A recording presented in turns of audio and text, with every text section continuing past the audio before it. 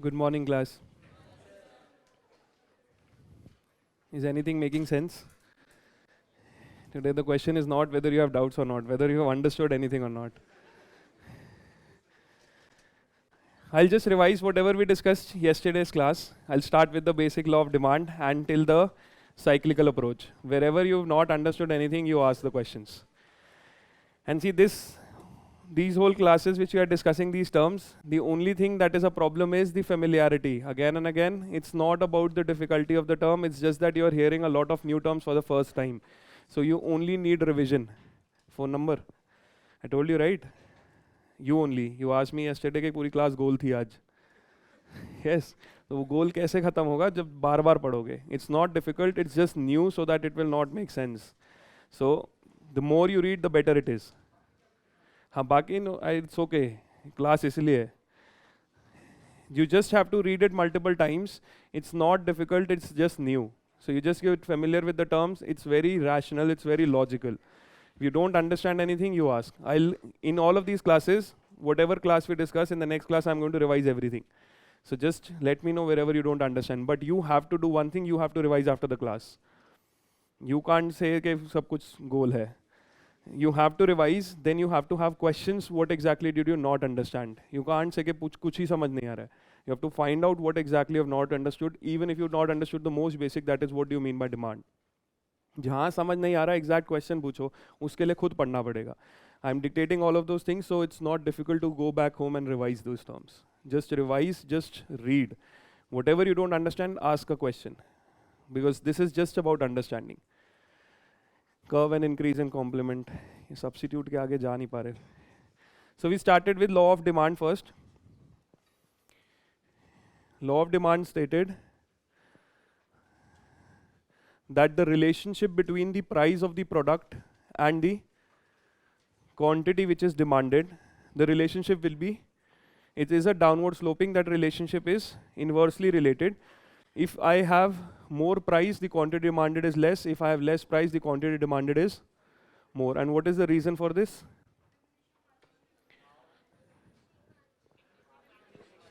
The law of diminishing marginal utility, which means marginal, the concept of marginal is clear. One extra unit. So one extra unit, what utility it is giving me, it is diminishing. This is why I will only produce a product when you reduce its price, because I have a diminishing marginal utility of all. And diminishing marginal utility is both for luxury and for water. I told you the example of diamond and water. Diamond की diminishing marginal utility falls at a slower pace as compared to water. Water की बहुत जल्दी diminishing marginal utility, it will be very fast. Because when you are thirsty, after 2 glasses of water, the third glass is not going to give you marginal utility. Diamond key will also fall. You have 10 diamonds, the 11th diamond will definitely have a diminishing marginal utility, but दोनों में rate में फर्क है. इसलिए diamond is priced more. Pricing of any product happens on its marginal utility, not on its total utility. Total utility water की ज़्यादा है. Marginal utility diamond की ज़्यादा है. Is it clear? That means the curve is downward sloping. And if the price of the product is changing, the quantity demanded will change. That means I will have movement along the curve. This whole is my demand. Demand is defined as at different price levels, what exactly is the quantity demanded. If the price of the product will change, I will have movement along the curve. But if any other factor changes, I will have movement of the curve itself. For example, if the price of the substitute is increasing, what will happen to the curve? Price of the substitute is increasing. It will expand. Expand means the curve is going to move from. Is it clear? How exactly it's, and if price of complement increases, this is expansion of demand, this is contraction. So law of demand is price and quantity are inversely related. If the price changes, the quantity demanded changes. But if any other factor changes, you will have a change in the demand. The curve will move upwards or downwards. Upward movement is expansion, downward movement is contraction. There are 2 exceptions which we discussed on law of demand. What are the 2 exceptions? Where you have price increases, the quantity increases. They are Giffen goods and Veblen. Veblen goods are luxury goods which have a status symbol, वो price ज़्यादा है इसीलिए लोग ले रहे हैं. So more quantity will be demanded at a higher price. Price कम होता है. This does not enjoy a status symbol. Therefore, its demand will fall if the price falls. What about Giffen goods? Inferior goods which have no substitute. I have a fixed income. Fixed income, I cannot afford more of the second item if the price of I'm consuming 2 items. And if the price of bread increases, now I can't afford this. Bread doesn't have a substitute, therefore I will have more and more of bread. So my quantity will be rising as per price. This is because my necessity. This is a class of inferior goods where the price rises, the quantity also rises because of what the situation got created. Is it clear, the exceptions, Veblen and Giffen goods? Then we talked about the law of supply. Law of supply says that the price and the quantity supplied. Now we are talking from the perspective of a producer. From the perspective of producer, why is it directly related?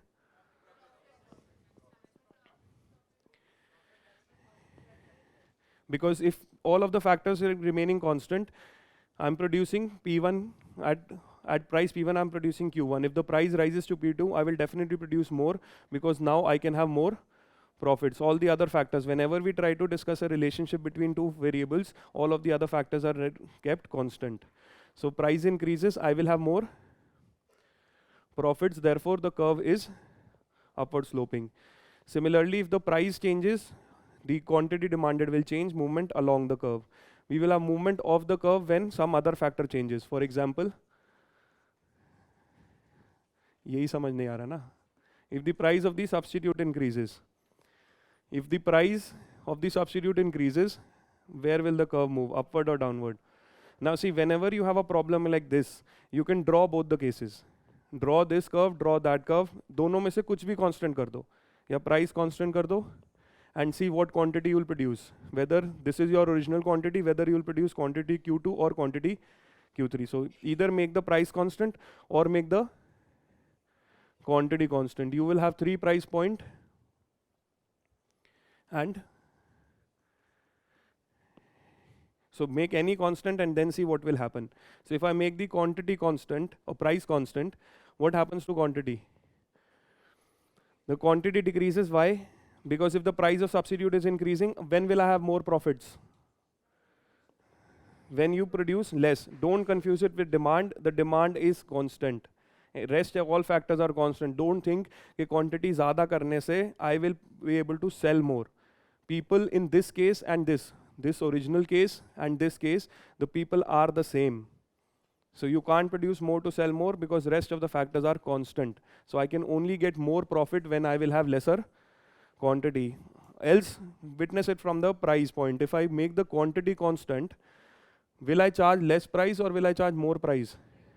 Price of substitute is increasing, so I will charge more price. Both cases, my curve will move upward. That is, supply will be curtailed. Is it clear?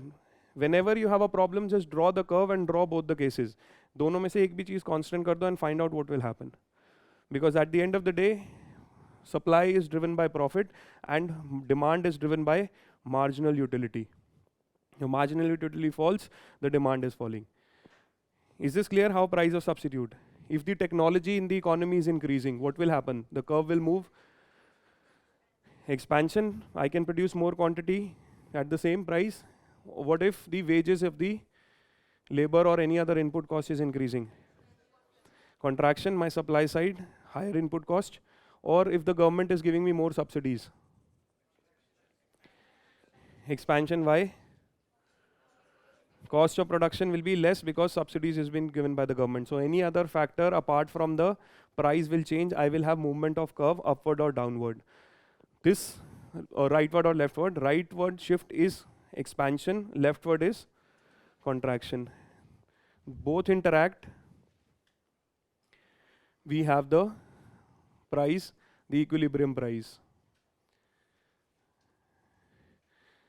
Any point price above or below, I will have more inventory or less inventory.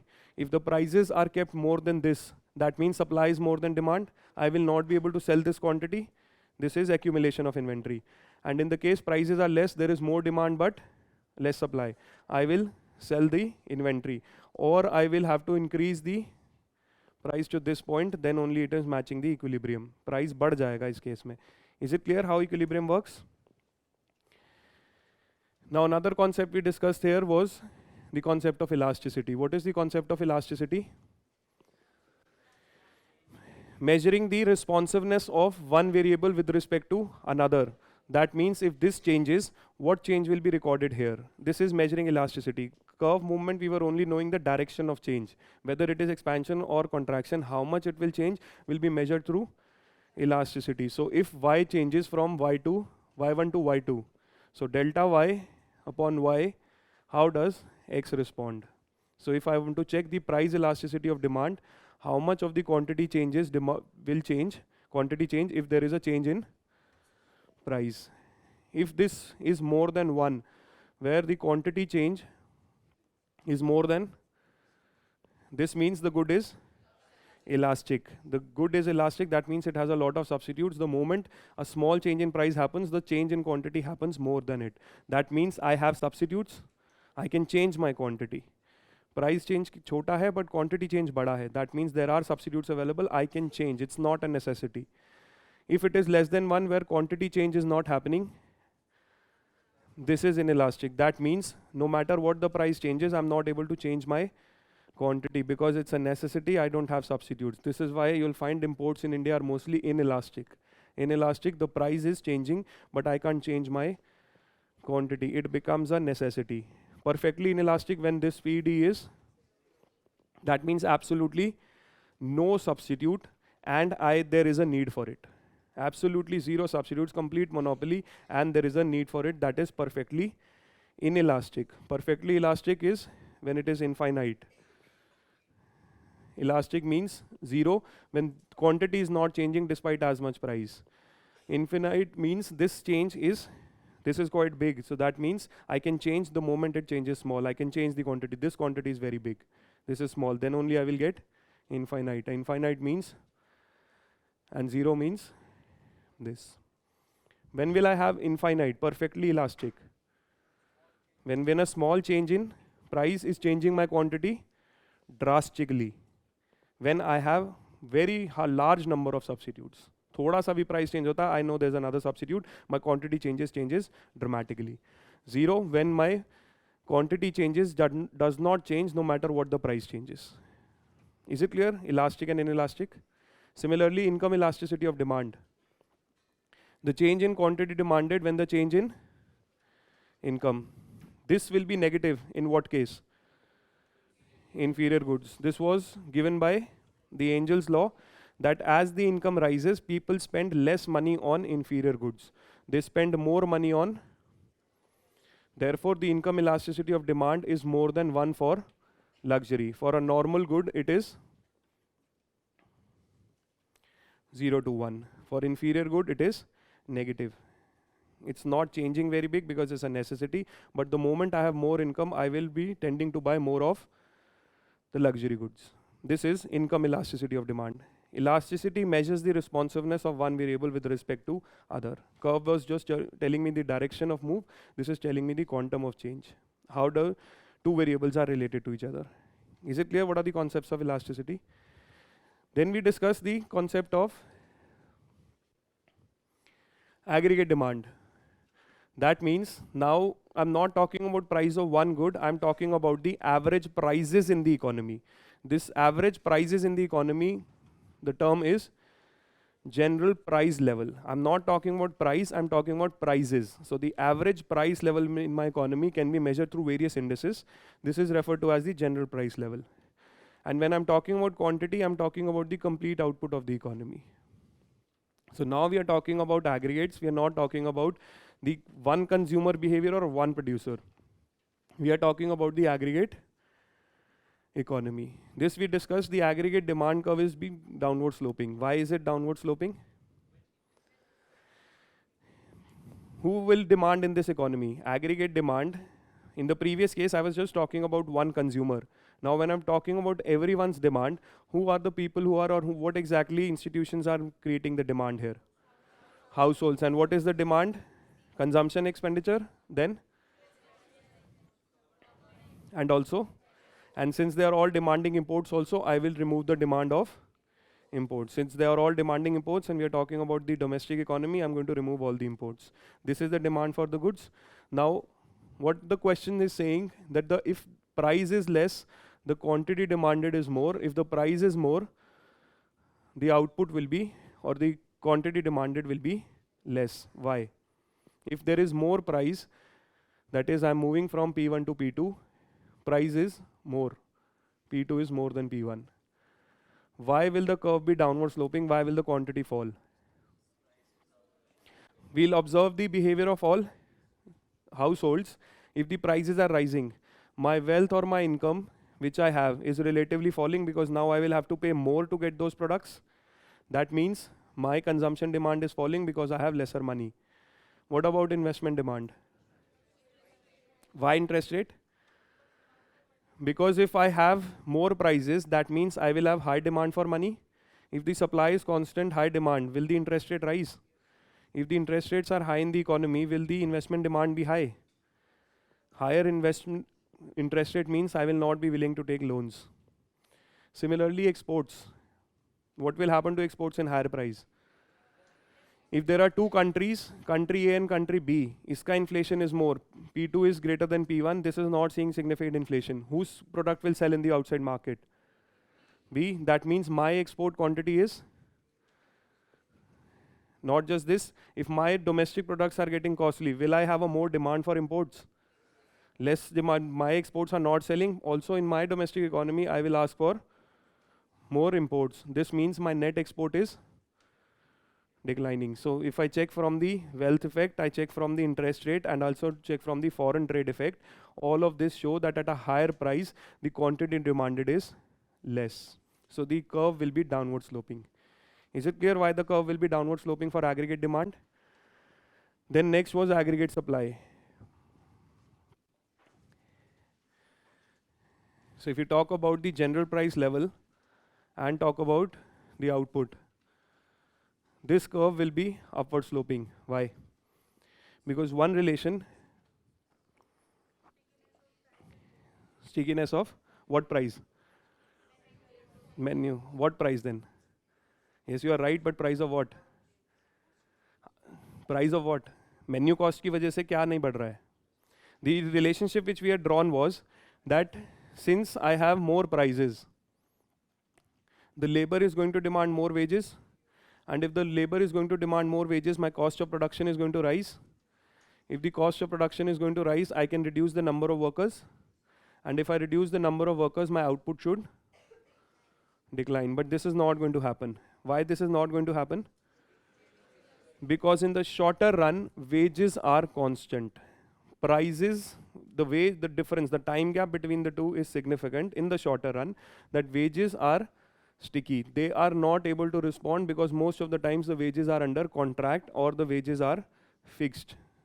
So when the prices rise, the cost of production will not rise. Sticky wages means that I can still increase my output. Why will I increase my output? Because then only I will have a higher profit. मेरा price good का बढ़ रहा है, but my cost of production is not increasing. Therefore, I can have more output to get the profit. This is one scenario where it will increase, output will increase at a higher price because my cost of production is not rising because of sticky wages. Is it clear what are sticky wages? They're not changing. Also, another thing which we can discuss here, if the prices, the general price level in the market is rising and the output price, that means the price at which I'm selling in the market, this might not change. Why? Because advertising and printing the menu, remember price tags? अब नया price मेरे को सब जगह advertise भी करना पड़ेगा. I will have to print more menus displaying my new prices. That means I have certain fixed cost, that is menu cost. Whenever the prices have been revised, I will have to change my price tags. I will have to display the new prices. That means this is a fixed cost I have to incur. If I want to save this fixed cost, I might not change the output price. So if I don't change my output price as compared to rest of the economy where prices are rising, my output price is constant. Why? Because I don't want to incur a Menu cost. Is it clear what is menu cost? Menu cost, cost of printing the menu. Advertising of my prices. Price tags change करने पड़ेंगे. अब ये दोनों चीज़ें एक significant fixed cost है. I am thinking let it remain like this. The output price should remain constant. Though the economy, the general price level is rising, my output price is constant. Now will I have an advantage over rest of the players? Can I sell more? So sticky menu cost means I can produce more quantity to get more profits. Therefore, the price rises, the output will also rise in the economy. So the aggregate supply curve will be upward sloping because either if you see from the wages front, sticky wages, or you see from the menu cost or sticky menu cost. Both the cases imply that they don't change significantly, therefore the output increases, it doesn't decrease. But in the longer run, all of this has time to change. So in the longer run, the supply will be independent of prices. In the longer run, since prices, whatever price, see, price is a signal to the market to produce. Remember, capitalist economy, price is a signal. Now when the prices change, wages adapt accordingly. In the long run, I will not have the supply dependent on prices. I will have the supply dependent on only two factors. One, what is the resources I have, and what is the technology I have. These two factors, if they change, I will have movement of the curve. If I have destruction of resource, I will move here. If I have more resources, I will move here. So the total, if we match aggregate demand and aggregate supply, we are going to have, this is your aggregate demand, this is your aggregate supply, this is your long range aggregate supply, general price level, and this is the point at which the demand is realized. This was the total demand. Realized demand is what supply I get. This will be the GDP. तो expenditure उसी पे होगा जो product मिलेगा. This will be this GDP. So the effective demand that is realized, or the aggregate demand that gets realized, is called as the effective demand. And this point where the aggregate demand equals the long range supply, conversely if I draw like this, where this is equal, this point is what we are calling as potential GDP. That means the economy is performing at its maximum potential, utilizing all the resources it has. In a particular case, when the economy is performing less than the potential, if the potential is here and the aggregate supply, aggregate demand, this is the GDP, this is my potential GDP. That means I am producing less than what I can produce. This is called as a negative output gap. And negative output gap is mostly associated with fall in prices, that is deflation. I'll discuss how deflation. And if in the same case, because the demand is rising, I can have a scenario where I will have more production as compared to, this is the real GDP I'm getting. If the real GDP is more than potential, I have a positive output gap which is associated with inflation. And therefore, with this conclusion we have drawn that any economy, the growing economy, will always move in positive and negative output gaps. Positive output gap, this is the potential GDP. Positive output gap, that is I'm producing more. So this is what we refer to as the boom cycle, and this is the burst or depression. This cycle of increase from this point to this point, this is expansion, and this point to this is recession. This is how an economy works in cycles, where you have positive gaps, negative gaps, and this is your potential GDP. Is this clear how it works? Now at potential GDP,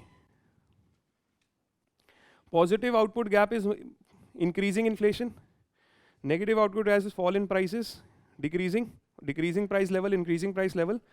At this line, at potential GDP, the inflation is stable, prices are stable. More than potential GDP, I am saying increase in price. Less, I am saying fall in price. This is a line, this potential GDP is a point where my prices are stable. That means my inflation is not increasing or decreasing. Inflation is non-accelerating. Is it clear? Positive output gap is associated with inflation. I'll tell you how. Negative output gap is associated with deflation. Increase in price, fall in price. This line means non-accelerating inflation. That is, prices are stable, inflation is not increasing. Is it clear? And this point, when I'm saying I have maximum amount of my people are employed, fully employed. When people are fully employed, this is referred to as the full employment level. Now, full employment level, technical terms means whoever is looking for a job has a job. But whoever is looking for a job has a job. There could be certain cases where people are between jobs. They are in one job and they are looking for a better opportunity. Doesn't mean that job is not available. Job is there, but it is taking time for them to find the right job. They have quit job 1 and they are about to move to job 2. This can happen. Doesn't mean jobs are not available. So when we say that economy is performing at a full employment level at potential GDP, one is the acceleration of inflation is negligible. Inflation is not moving. Secondly, the employment is full employment level. But in this full employment level also, there could be certain people who are moving between jobs. This type of unemployment is called as frictional. Frictional unemployment means when people are moving beyond between jobs, they have left job 1, they are still not able to find, job is available, unko pata nahi hai, information is not there, or they want to move to another city to look for opportunity. This type of unemployment where people are moving between jobs are called as frictionally unemployed. Similarly, if I have change in my technology, if technology changes from one to another new technology, the people who were trained on old technology, they will take some time to get the skill here. Again, it doesn't mean there are no jobs. There are jobs, but there is a skill and a job mismatch. Because people have skill here and job is here. That means it is going to take some time to match skill and job. Just like frictional job was there, but I was looking for the second job. Here, I was upgrading the skill, the job is there. This type of unemployment where there is still time to match the skill and the job is called as structural unemployment. Structural unemployment is when you have a new technology and the skill has to be renewed to get the new technology. Is it clear what is frictional unemployment and structural unemployment? Any doubts here? Frictional is clear, moving between jobs. Structural, new technology, the skill has to be upgraded to match the job. The job is there. Whenever we say there is full employment, we imply that there is some rate of unemployment which will always be existing. ये किसी भी economy में हमेशा होगा. When we mean full employment, that means you have the job, there is some rate of unemployment that will still exist. This frictional and structural together is called as natural rate of unemployment. That means at potential GDP, when we are talking full employment doesn't mean everyone has a job. There are some people who are still between jobs. There are some people who have a skill job mismatch. Full employment means that the country only has natural rate of unemployment. So at potential GDP, the inflation is not increasing, inflation is non-accelerating, and the economy is at full employment. Full employment doesn't mean everyone has a job. Full employment means the least amount of unemployment, which is I'm calling as natural. Why? Because in any economy, this unemployment will always be present. People will be always looking for jobs, and you will also have changes in technology.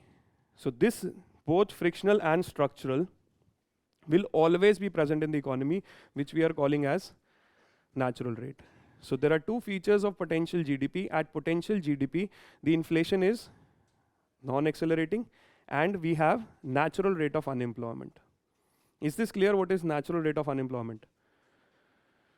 At potential GDP, at this line, I will have natural rate of unemployment. That is, I will only have frictional and this. So full employment is that the unemployment is only natural, that is the only unemployment existing here. Is this clear, the two things? Both things combined together are referred to as a term called non-accelerating inflation rate of unemployment. Non-accelerating inflation is clear? Rate of unemployment. That means at my potential GDP, my rate of employment is frictional and structural. At this, my inflation is non-accelerating. Non-accelerating inflation rate of unemployment. At potential GDP, I will have NAIRU, that is inflation is non-accelerating and the unemployment is only natural. Rest no unemployment in the economy. ये हमेशा ही रहेगी. Some people shifting between jobs and structural unemployment. Is this clear? Just these two, just the term you have to know. कि inflation accelerate नहीं होती potential GDP पे, prices are stable and unemployment is only natural. So full employment means natural rate of unemployment. Only these two are not having jobs. One because they are shifting and one because of technology. Is this clear? Natural rate of unemployment. Potential GDP, it's not increasing or decreasing. Inflation is constant. Any doubts here? क्या समझ नहीं आ रहा है? Everyone's blank.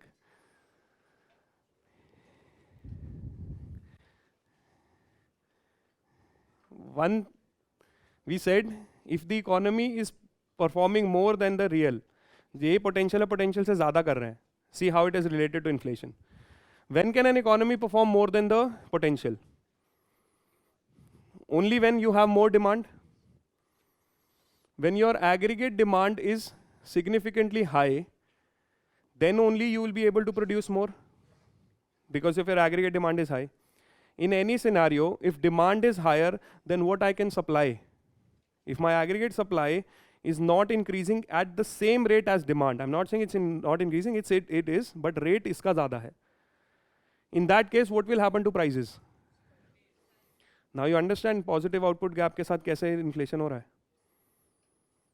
Because I will only produce more my potential when I know there is a demand.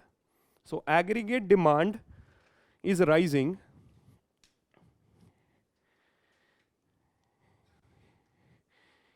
If this is my potential GDP,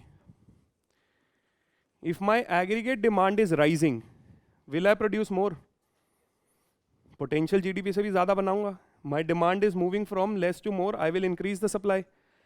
But when I reach the maximum, the one who's producing, this means the supply, since demand is more, aggregate, I'm all talking about aggregates. Since demand is more, the supply has to rise. Since it's not rising at the same point, my prices are rising. Now if my prices are rising, the business player, the expectation of business players who are doing the supply, there are two things happening. When the prices are rising, will my workers demand more wages? Yes, my worker will demand more wages. Further, if the prices are rising across the economy, now my cost of production, for example, I am using capital goods. जब मेरे को supply बढ़ानी है, I will need more machines. Right? Now I'm moving beyond potential GDP. If I'm moving beyond potential GDP, will I increase my level of capital goods? So capital goods are coming at high price. Both the factors means my cost of production is rising. Further, when the demand is rising, that means consumer will demand more money to do transactions. Prices rise हो रहे हैं तो more money की demand होगी. If the demand of the money is more, what happens to interest rate? Interest rate is rising. Now think from the perspective of the producer. The producer is thinking कि future में rate भी बढ़ेंगे, मेरे goods भी महंगे हो रहे हैं और wages भी बढ़ेंगे. This is not happening. He's just expecting. Right now everything is expanding. He's getting good profits.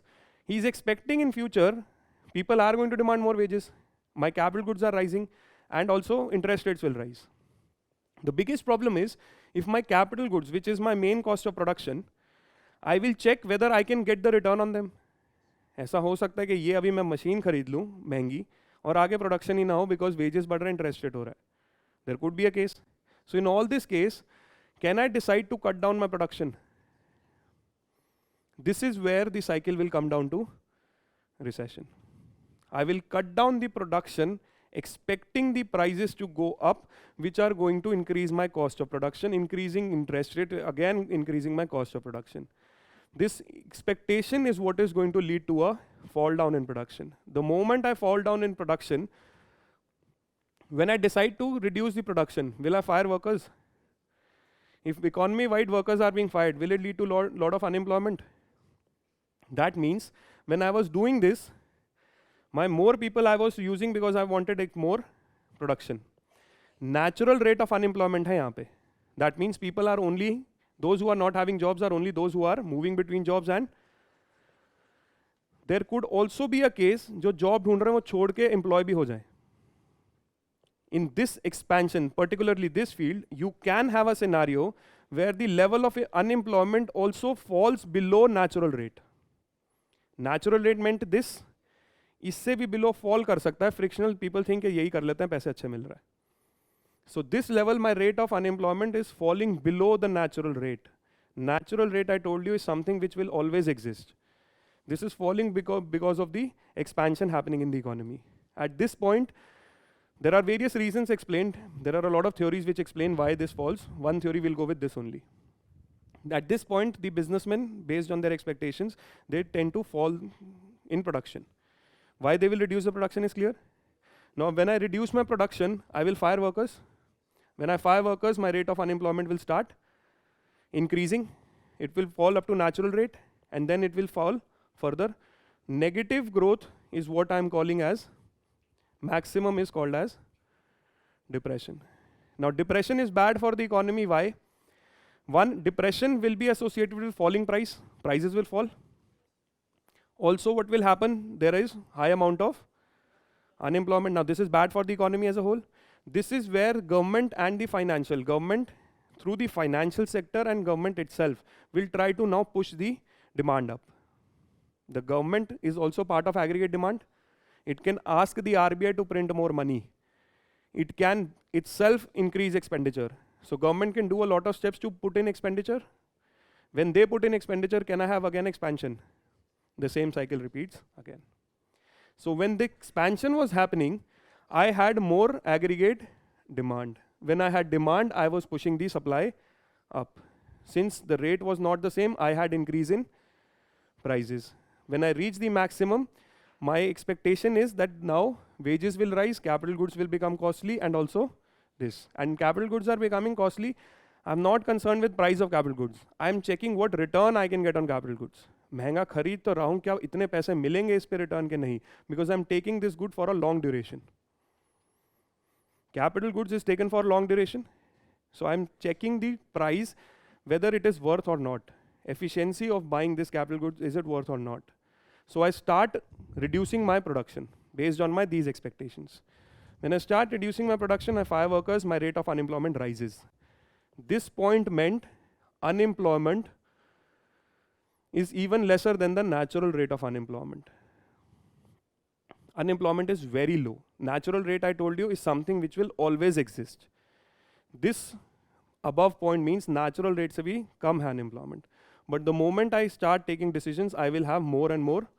The unemployment in the country will increase. This is where contraction happens. This is always recession. Negative growth rates, the moment it becomes quite severe, it becomes a depression. This is bust. The government then tries to push the economy, tries to push the demand. The government pushes the demand, again we have this. This is how the cycle will keep on moving. Is this clear how this expansion cycle is related to inflation? Now is it clear what is unemployment?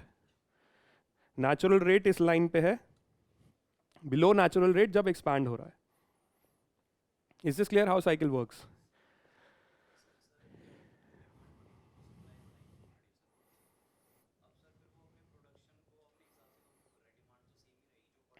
This is what he's expecting. मैं कोई भी producer, I'm expecting what will happen in the future. ये demand कोई हमेशा नहीं बढ़ी रहेगी, क्योंकि साथ साथ लोगों की wages भी बढ़ रही हैं, and also my cost of production is also rising. I am expecting जैसी demand बढ़ रही है तो money की cost demand भी बढ़ रही है, तो interest rate भी बढ़ सकता है. This is my expectation, this is going to happen, this is why I'm taking this decision. This is what is overheating of the economy. 1980 to 1990, this is what we were doing.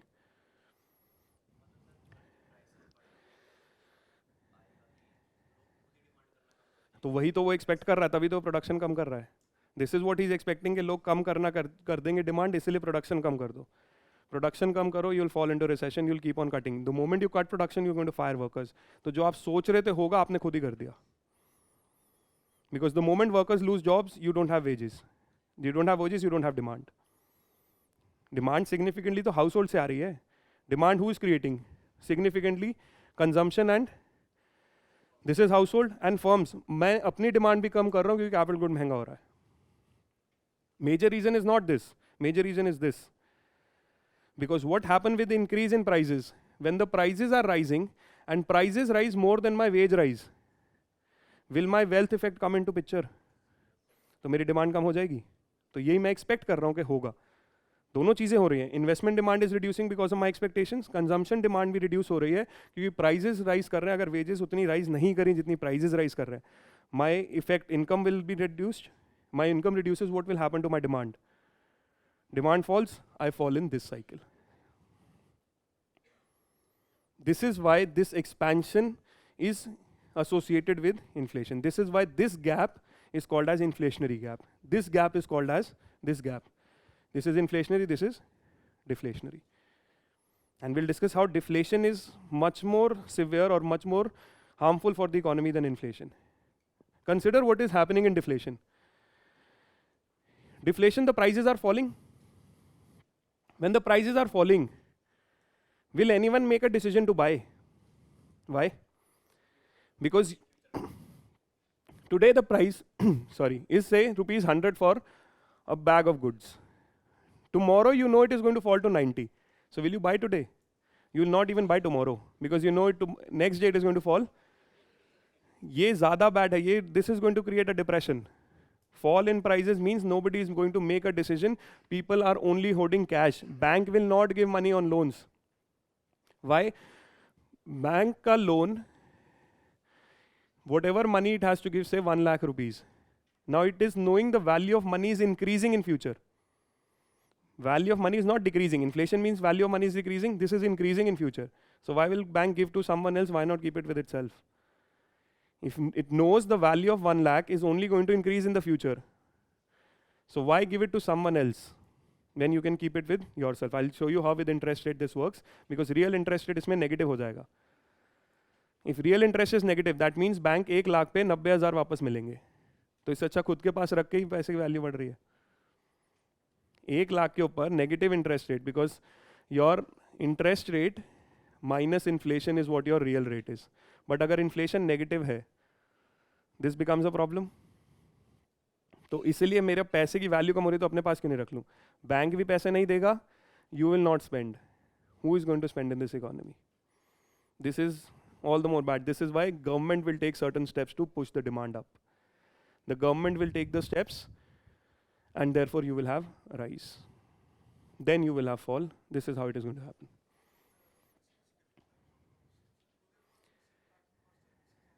Everything, the economy moves like this, business moves like in these cycles. इस cycle का time period कुछ भी हो सकता है, 2 साल भी हो सकता है, 10 साल भी हो सकता है, but it moves like this in most of the economies. This is how expansion and contraction will happen, because it's working on demand and supply. It's not working on what type of good you are buying. We are talking about aggregate. Total goods and services की demand बढ़ रही है. I did not mention one good. वो service कोई भी हो सकती है. Expansion के time पे ये होगा, contraction है. Is the business cycle clear? Is the idea of potential GDP clear? Potential GDP is this. Why I've drawn like this? That means I'm not showing any growth. But if I represent GDP with time, will the GDP expand? So potential GDP ये होगा, it will move like this.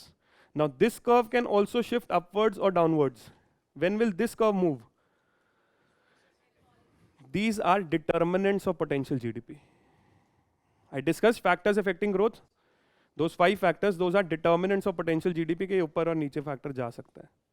This is what is how the potential GDP. Now can you write that mains question? What is potential GDP? What are determinants and why India does not have? On those 5 factors, you consider India's development. you will have the answer potential GDP क्यों नहीं है. Is inflationary gap clear? Deflationary gap?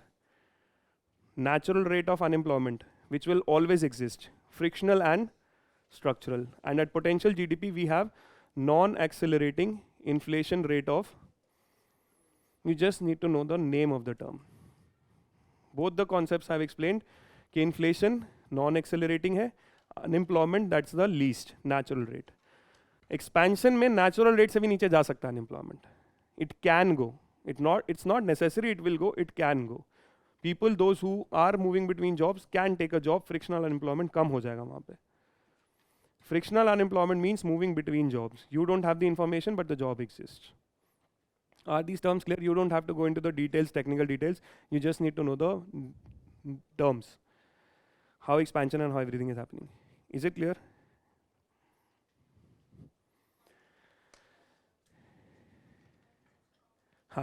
This is what I said. Expansion phase में unemployment is even lesser than natural rate of unemployment. This is why another thing will come कि अगर inflation इस point पे inflation ज़्यादा होगा, सबसे ज़्यादा inflation होगा, unemployment सबसे कम होगा. That means inflation and unemployment are inversely related. जितना जा रहे हैं डिमांड बढ़ता जा रहा है सप्लाई में उतनी तेज बढ़ा नहीं पा रहा तो इन्फ्लेशन होगा मेरे इकोनॉमी में. More demand over supply then only I am expanding. That means I have price rise. Also how can I produce more? I can reduce my unemployment. This can happen. Unemployment is less than natural rate. Natural rate किसी भी economy का full employment माना जाता है. That at this rate you have natural जो हमेशा रहेगा. This is always present. This is where natural rate of unemployment is equal to full employment levels. This is why potential GDP we are saying full employment levels. But expansion के phase में natural rate से भी कम हो सकता है unemployment. Because natural rate में क्या है? Frictional or structural? Can I ask the people who are in between jobs to make them work? Can I give them more money to induce? आपने एक job छोड़ी, आप ढूंढ रहे हो मार्केट में जॉब, आपके पास इन्फॉर्मेशन नहीं है बट आपको पता है कि जॉब है. For example you quit a job in Gurgaon, you know there is a job somewhere in Mumbai और Bangalore. Right now you know don't have the exact information. जब तक इन्फॉर्मेशन मिलेगी, जब तक आप उस सिटी में जाओगे, तब तक आप फ्रिक्शनली अनएम्प्लॉयड हो, you are moving between jobs. But you come to know ये एक्सपेंशन चल रहा है इकोनॉमी में, you get a better option in Gurgaon itself, will you take the job? Frictional unemployment भी कम हो गया. तो इस एक्सपेंशन फेज में my unemployment is reduced but inflation is getting high. This means inflation and unemployment are inversely related. If the inflation is going to be high, my unemployment levels are going to be low. And if the unemployment levels are high, I will have less inflation. Simple है ना? Unemployment levels high and that means there's no demand. Unemployment levels low and that means there's too much of demand. This is called as the Phillips curve. He had given empirical evidences for the same and said inflation and unemployment are inversely related. Top point you were trying to increase. इस पूरे उसमें your unemployment is going to reduce when you are expanding. How else are you going to expand output if you don't employ people? And when it's heating too much, I understand that this is overheating. When it's more than potential GDP, it's overheating. When it's overheating too much, I understand कि कभी ना कभी demand कम होगी, consumption लोगों को समझ आएगा, price बढ़ रहा है, मेरा कॉस्ट ऑफ प्रोडक्शन भी बढ़ेगा, तो मैं प्रोडक्शन काटना शुरू करता हूँ. फिर रिसेशन, गवर्नमेंट को समझ आएगा ये बहुत बड़ी प्रॉब्लम है, expansion. This is how the cycle will move. Is this clear?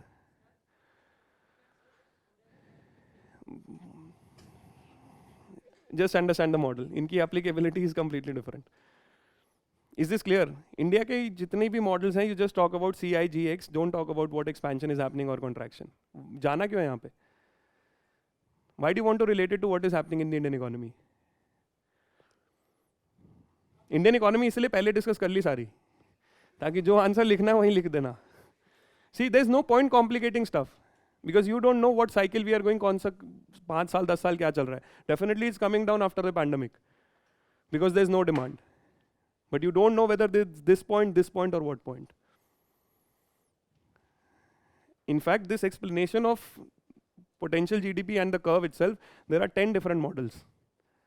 Not everyone agrees कि ये सही explanation है. So don't relate. तभी mains खत्म. Forget what is happening in India. Have you heard of these terms, potential GDP and everything in the newspaper? So don't complicate. Just stick with prelims. Yes, if you will complicate if you have an economics optional. फिर करना पड़ेगा. Is it clear? फिर Indian economy. That's a completely different thing. GDP with time, what is happening is कि it's contracted because of such an external factor. External factor removed और rebound कर जाएगा. Definitely.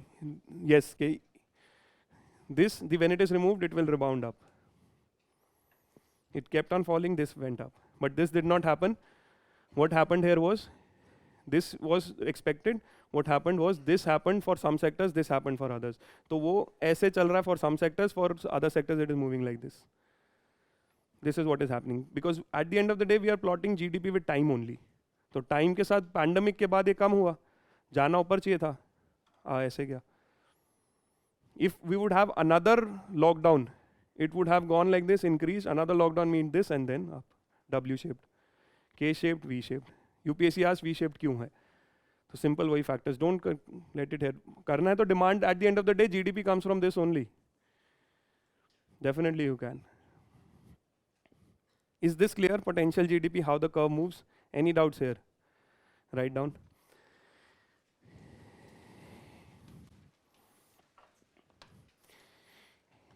In depreciation, you understand how price falls. कि demand fall कर रही है. Supply है, demand is falling. This is why price will fall. Because you are firing off the workers, you don't have demand. You don't have demand, the price is going to fall. Just like more demand over supply meant more prices, this is less prices. Is it clear?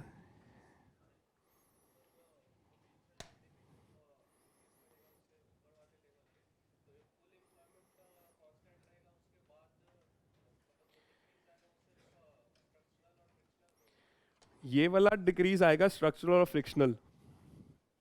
But when you are falling below the natural rate, that means unemployment और तरीके के भी हैं जो बढ़ते जाएंगे. It's not just natural and frictional and structural. It will also be cyclical. It can be different types of unemployment. What I explained was frictional and structural always exist in the economy. That is why it's called as natural rate. Potential से ऊपर जैसे ही जाएगा, I'm trying to reduce my unemployment. I will employ maximum. If frictional भी कम, unemployment कम हो सकता है then natural. But जैसे ही fall होता गया मेरा unemployment बढ़ता जाएगा. Prices fall होते जाएंगे, unemployment बढ़ता जाएगा because people will be losing jobs. Is it clear? Write down the explanation of this business. Draw this cycle, or cycle has been drawn yesterday, right? Write down the explanation of this. First, write the expansion phase.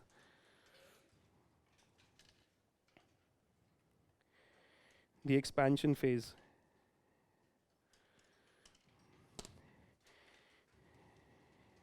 So this is the expansion phase. Right from this to this is expansion.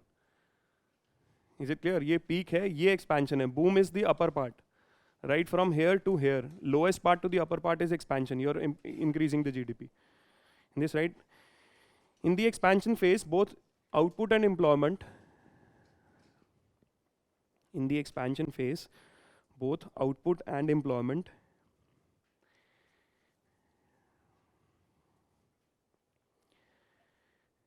increase till the full employment of resources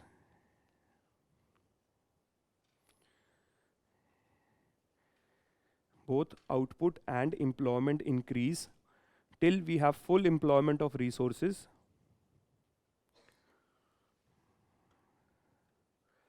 and production is at the highest possible level.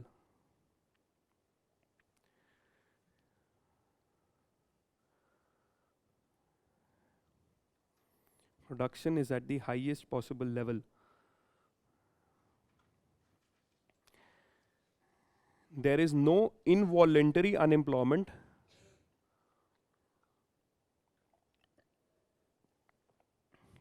There is no involuntary unemployment.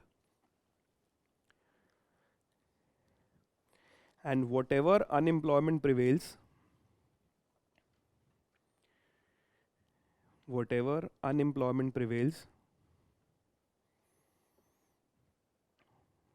it is only frictional and structural.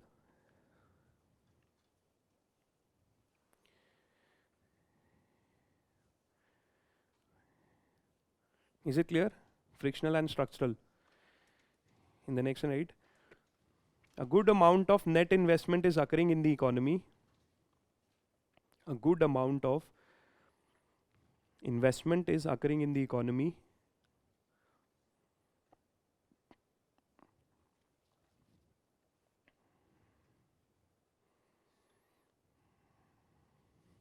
And demand for consumer goods is also high.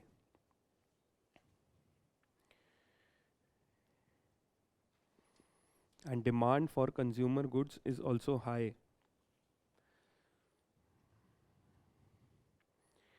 Prices are rising because of high demand. Prices are rising because of high demand.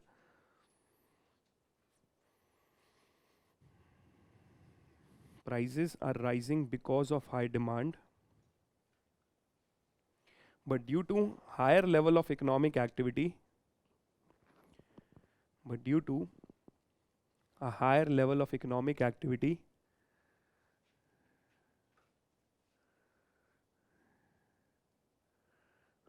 people enjoy a high standard of life.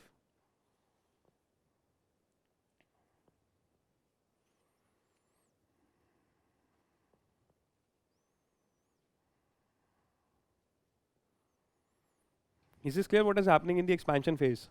Now next, right, contraction and depression.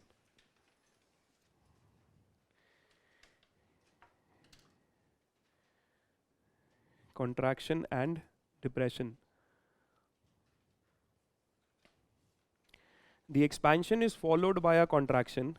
The expansion is followed by a contraction.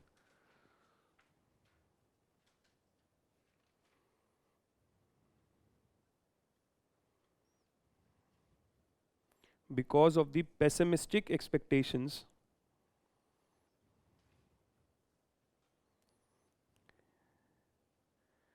among the businessmen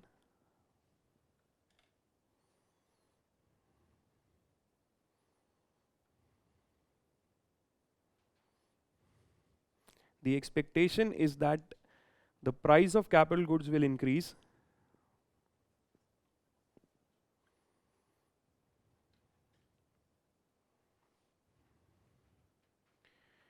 reducing the marginal efficiency of capital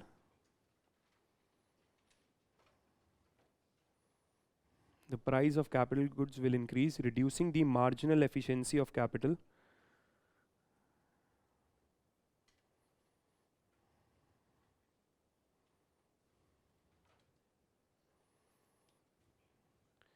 see marginal efficiency is if I invest one more amount of capital do I get a return or not तो मेरी efficiency जो marginal efficiency है जो extra 1 unit है should I be putting money there or not that means higher capital goods I know the capital goods is pricier but can I get a good price on my good which I'll produce or not so this is my marginal efficiency marginal means next one should I do the investment or not also since the demand of money is rising also since the demand for money is rising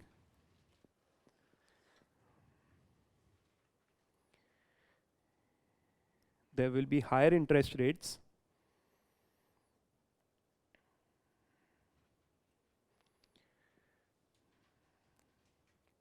which can make some potential projects unprofitable.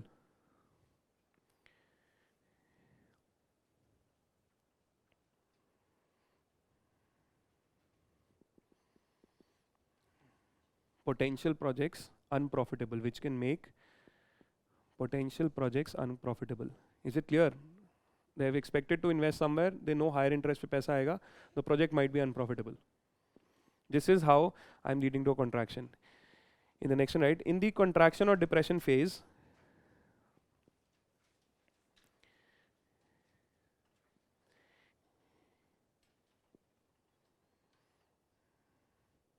there is a fall in the level of output. There is a fall in the level of output.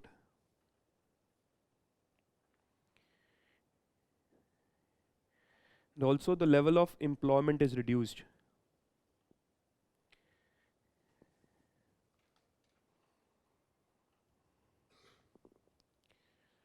So the level of employment is reduced. The general price level will fall. The general price level will fall due to the fall in aggregate demand.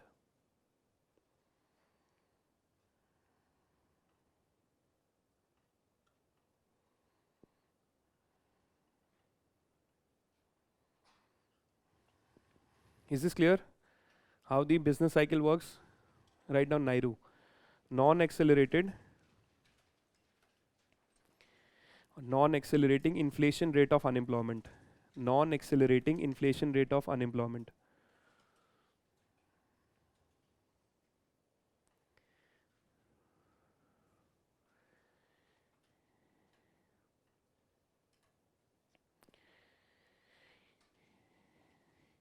It is the level of unemployment. NIRU is the level of unemployment.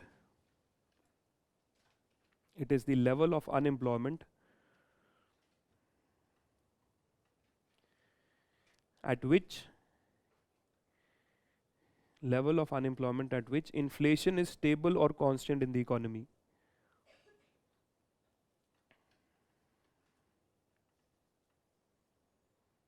Is the level of unemployment at which inflation is stable or constant in the economy. It represents the rate of unemployment. It represents the rate of unemployment below which inflationary pressures tend to increase. Below which inflationary pressures tend to increase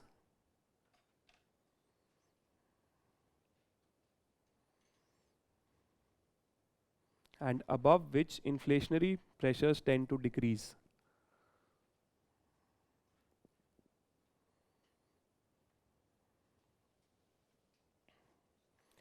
And above which inflationary pressures tend to decrease.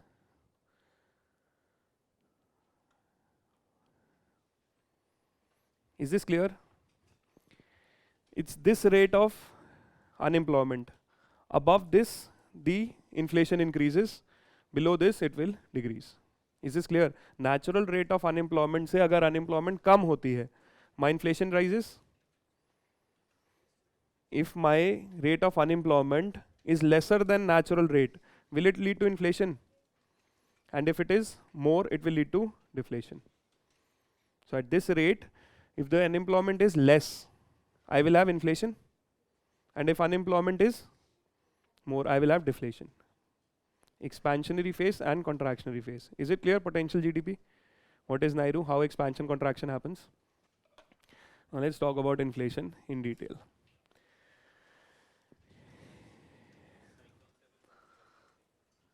बाहर निकलने का कैसे? I am trying to explain how my economy works. बाहर कैसे economy चलती है ऐसे वो बाहर क्यों निकलना है मतलब? This is how it operates. Now inflation. The idea of inflation is clear. Inflation means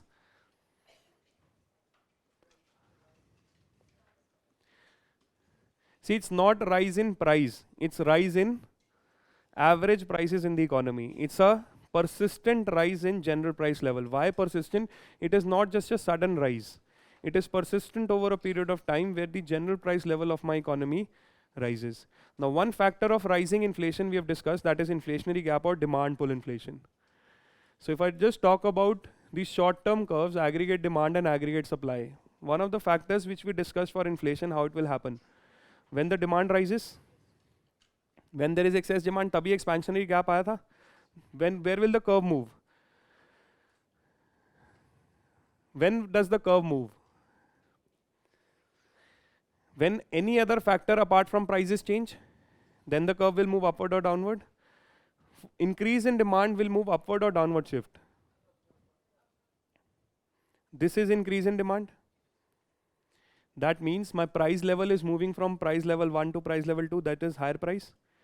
These factors which lead to increase in aggregate demand in the economy and the supply remains constant. The supply is not changing, aggregate demand is rising. These are called as demand pull factors of inflation, where the demand is pulling the prices up because demand is more than the supply. This is what we discuss in inflationary gap. We're trying to increase the supply, but demand is more, therefore I have inflation. This is just we discussed in the expansionary cycle. Now when the demand pull inflation happens, what all factors can lead to demand pull inflation? Aggregate demand कब increase होगी? What is aggregate demand? Now when will these factors increase? This is when your, apart from prices, the curve has to move up. So that means the consumption demand has to increase. On what factors will consumption demand or the household will demand more? When they have increase in income, if the government cuts down the tax rate, or if the population itself increases, aggregate demand is going to rise. Population increase, income rise, or even tax, or even government has created conditions where I am saving less or more. तभी demand करूँगा if I have less. So in all factors my consumption demand will rise, which will mean aggregate demand is rising, which is a demand pull factor for inflation. In what cases will the investment rise? One, when the interest rates are low interest rates or high money supply by the RBI. What else? Technology will be my cost side or demand side? Demand, when the government has created certain environment for more investment. If there is a business friendly environment, the government has created certain reforms, can this create more investment? Investment demand will rise. Government expenditure, when the government is spending more than what it is collecting, can it push the aggregate demand high? Remember what happened in India in 1980 to 90? What happened? The government was spending huge amount of money in infrastructure. Infrastructure meant that the government is spending more. Government is spending more, you have more aggregate demand. More aggregate demand means two things. One, my prices are rising. Also, what is happening to my output? यही expansion हुआ था.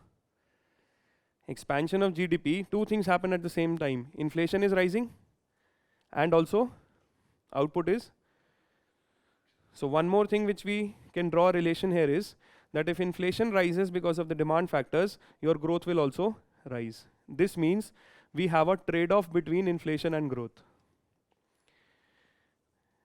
Both of the things are happening at the same time. And can inflation be considered? Persistent rise in prices, not a stable inflation, rising prices, inflation, persistent rise. Is it a good thing? Is inflation a good thing?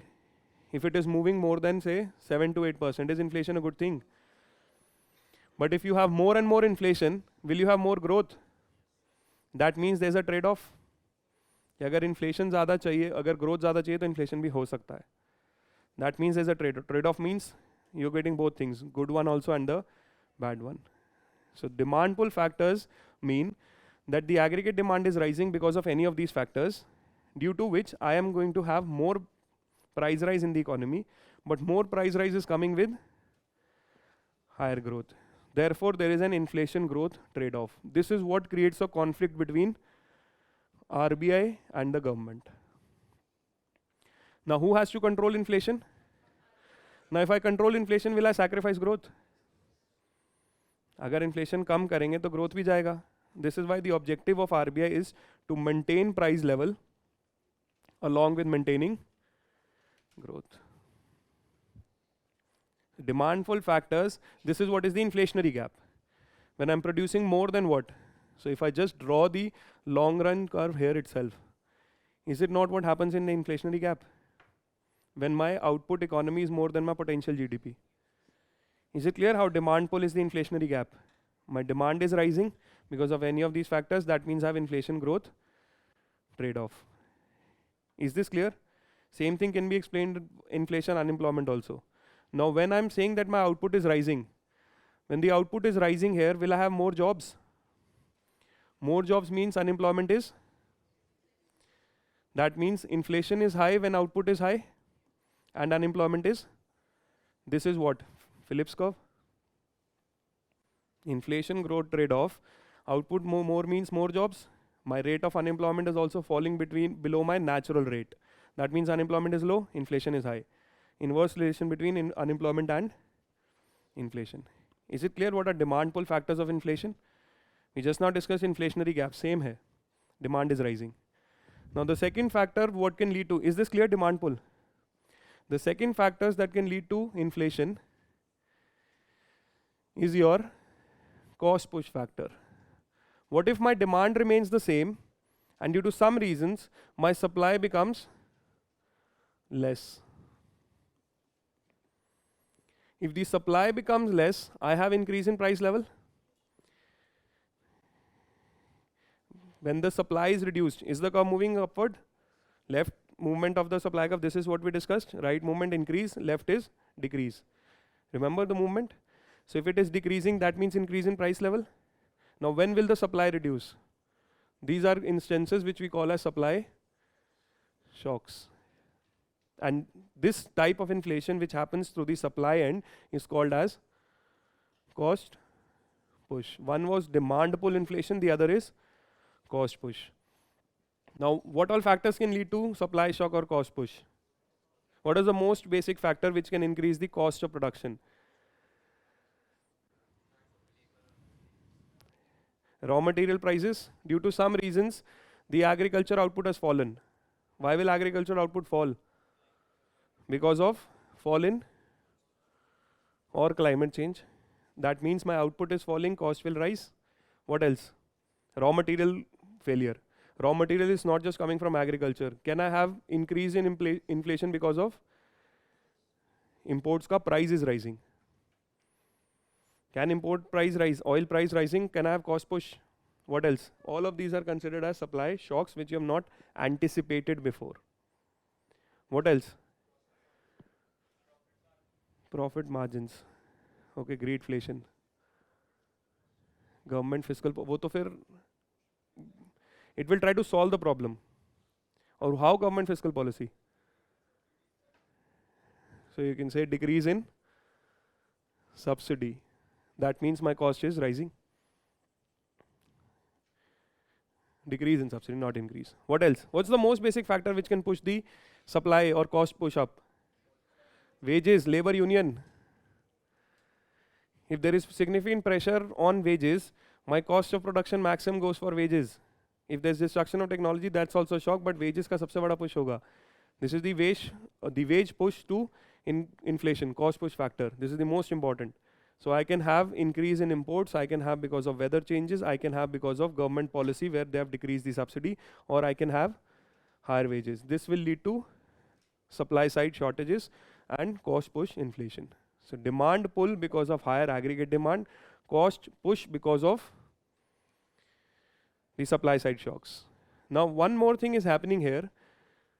The output was this and the output has reduced.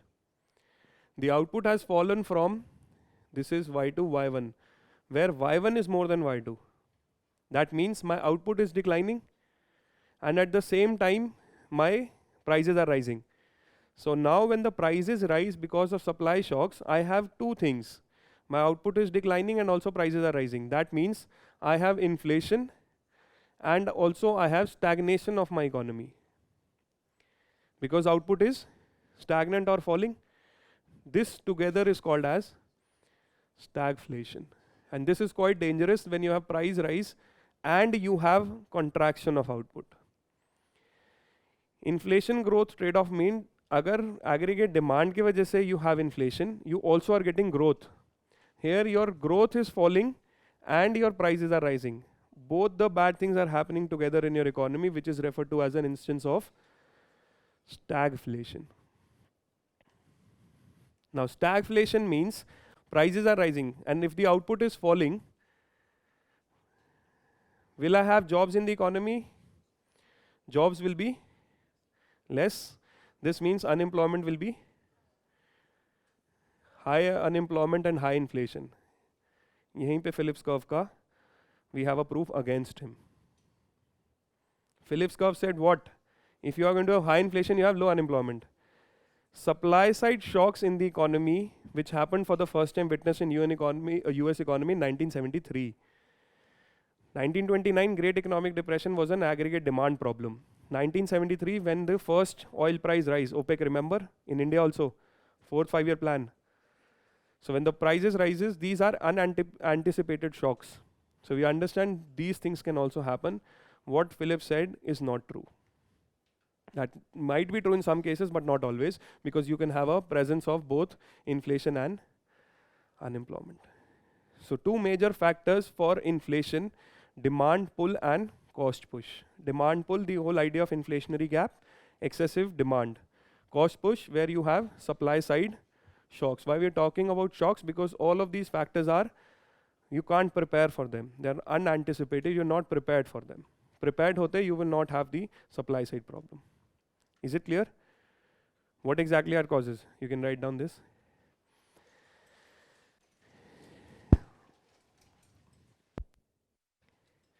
Write down for the heading as inflation.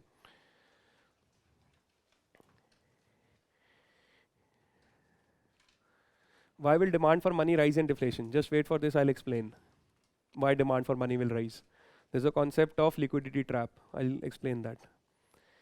The persistent rise in the general price level in the economy, the persistent rise in the general price level in the economy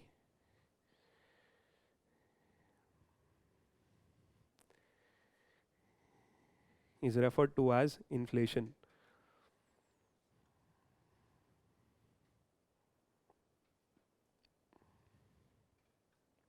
See, the prices are rising. Does it mean that your purchasing power is also reduced?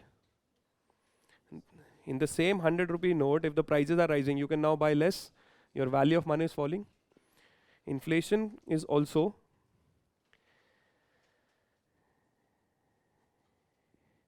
the fall in the purchasing power of money.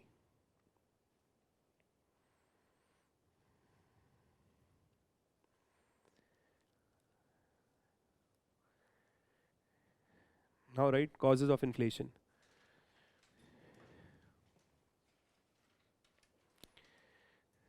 First, demand pull inflation. Demand pull inflation.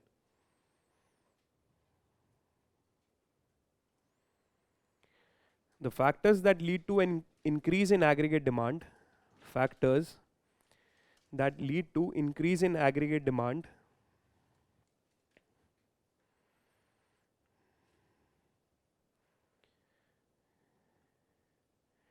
without any changes in aggregate supply, without any changes in aggregate supply are referred to as demand pull factors. Referred to as demand pull factors.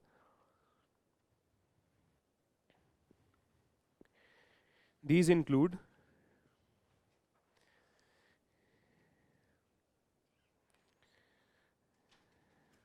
rise in population,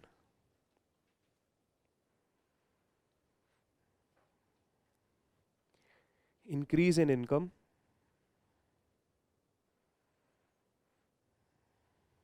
reduction of tax rates, increase in income, reduction of tax rates, reduction in savings,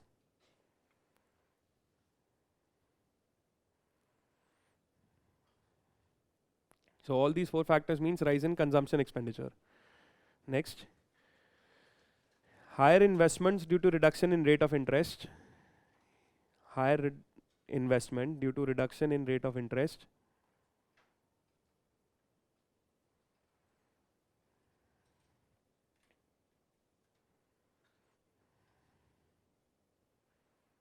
higher investment due to reduction in rate of interest, optimism in business sentiments, optimism in business sentiments,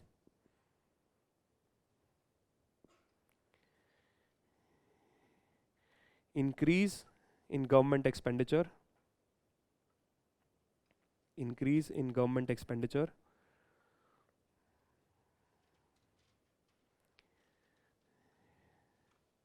higher export demand, etc. Is it clear how demand pull? Next slide, cost push.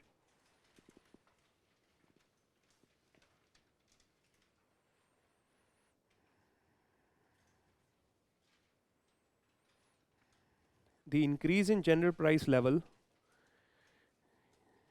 the increase in general price level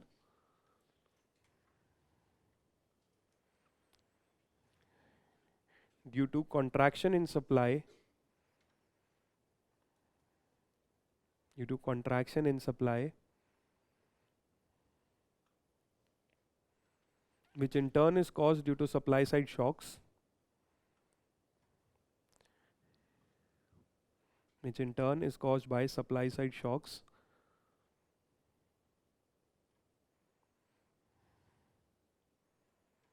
are cost push factors for inflation.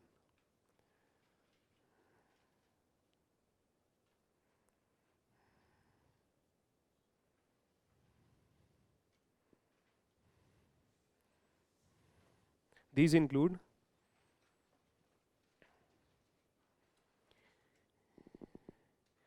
increase in wages of workers,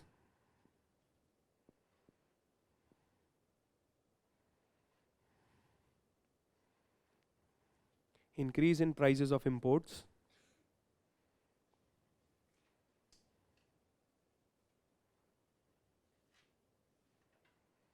failure of monsoon.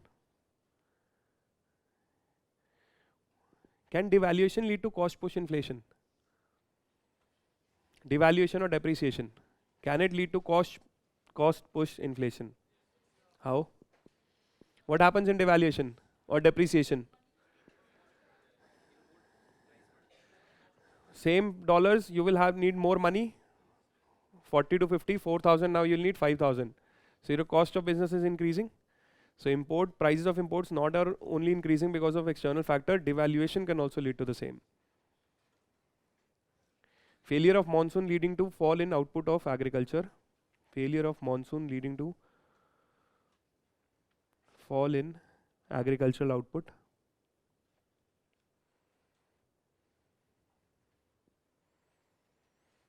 Etc. Oil prices, imports, wages, and agriculture output. Is it clear how cost push inflation happens? Because of supply side shocks. Now write down stagflation.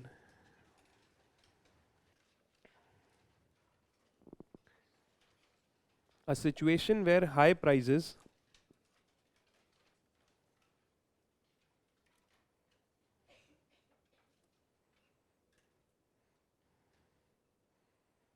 coexist with low output,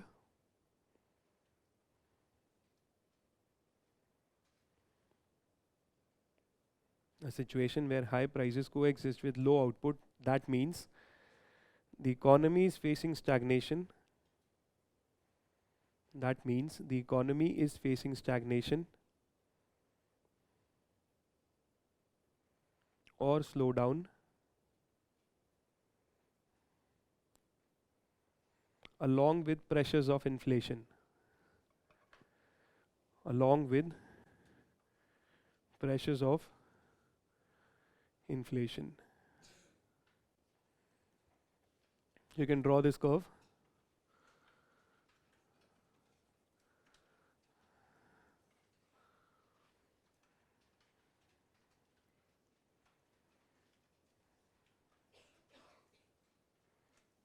Prices are moving from P1 to P2 and output is declining from Y1 to Y2. This is the stagnation where P2 is more than P1, that is general price level is rising, and Y2 is less than Y1, that means output is stagnation plus inflation, which is nothing but stagflation. This is also cost push inflation.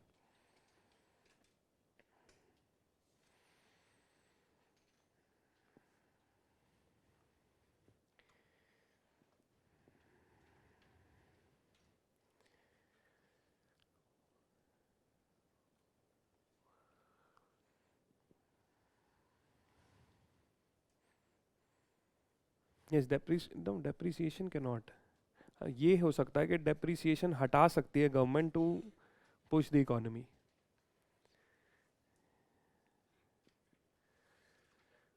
So not depreciation, the question is different.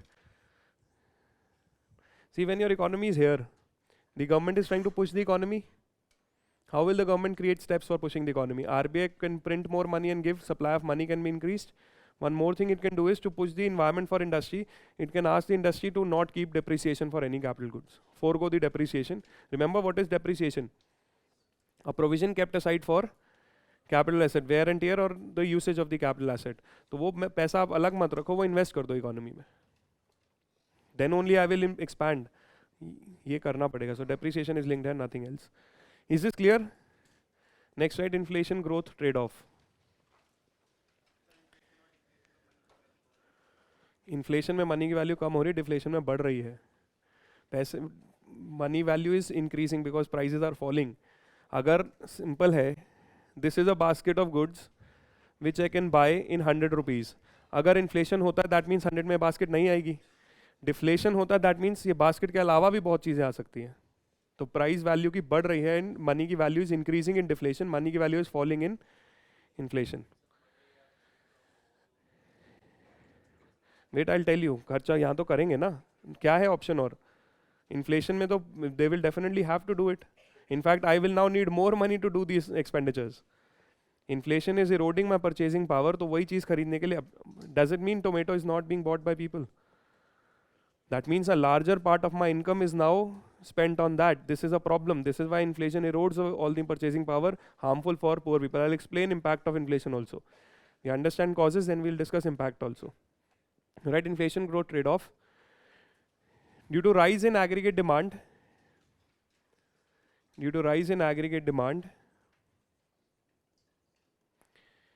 there can be expansion of output. Rise in aggregate demand, there can be expansion of output.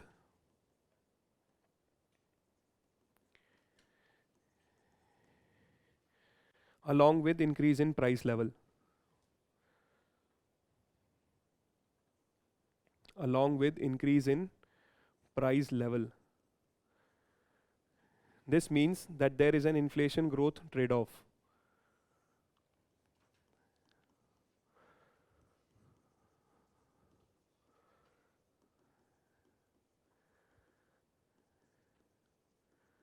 Higher aggregate demand is giving this. Is it clear how inflation growth trade-off? Why inflation? Because P1 is rising to P2, this is inflation, and Y1 is rising to, this is growth. This is inflation, this is growth.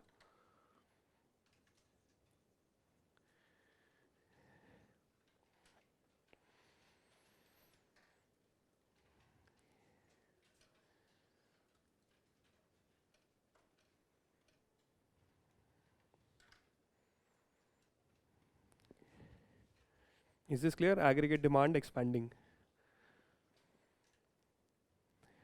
Yes, you can say stagflation, supply side shocks की वजह से होता है, so cost push inflation can lead to stagflation. You can say yes.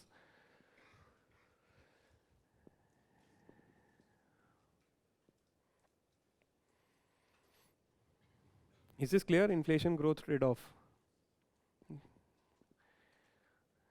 This is where we'll discuss RBI and also the sacrifice ratio, how it happens. क्योंकि अगर inflation 1% रोकते हैं तो growth भी कम होगी.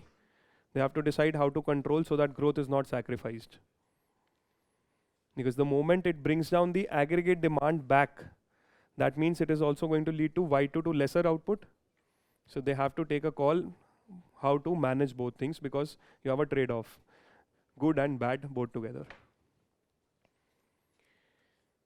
Is it clear? Stagflation, inflation growth trade-off. Write down one more thing. Phillips curve.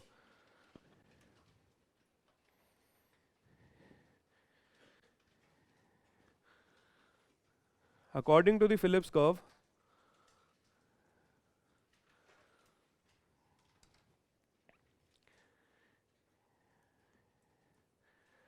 inflation and unemployment are inversely related. According to the Phillips curve, inflation and unemployment are inversely related.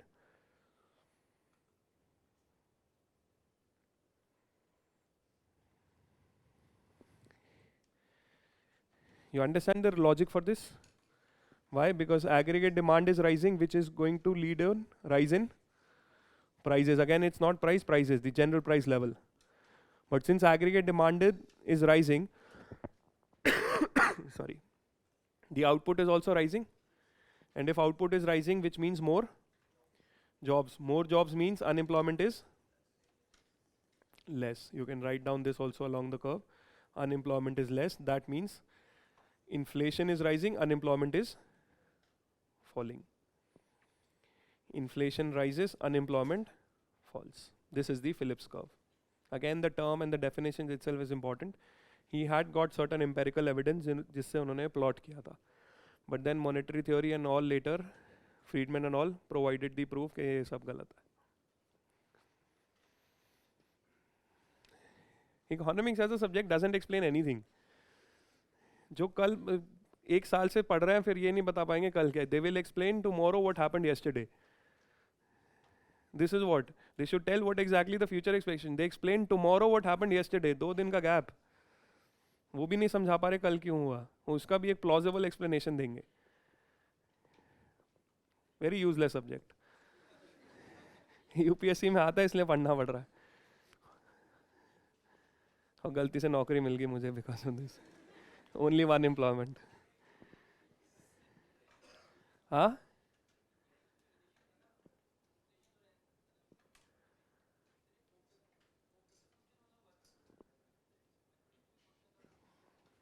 Not going there.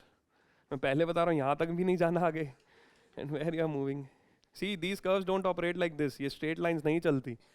What aggregate demand and supply, they're not there. Concave, convex, the demand supply curve is completely different. There are a lot of exceptions. The curve do not move like this. This is the most simplistic explanations I'm giving you just for the exam. They don't operate it like this. Any of these. ये straight lines कहीं भी नहीं है किसी भी demand supply curve में.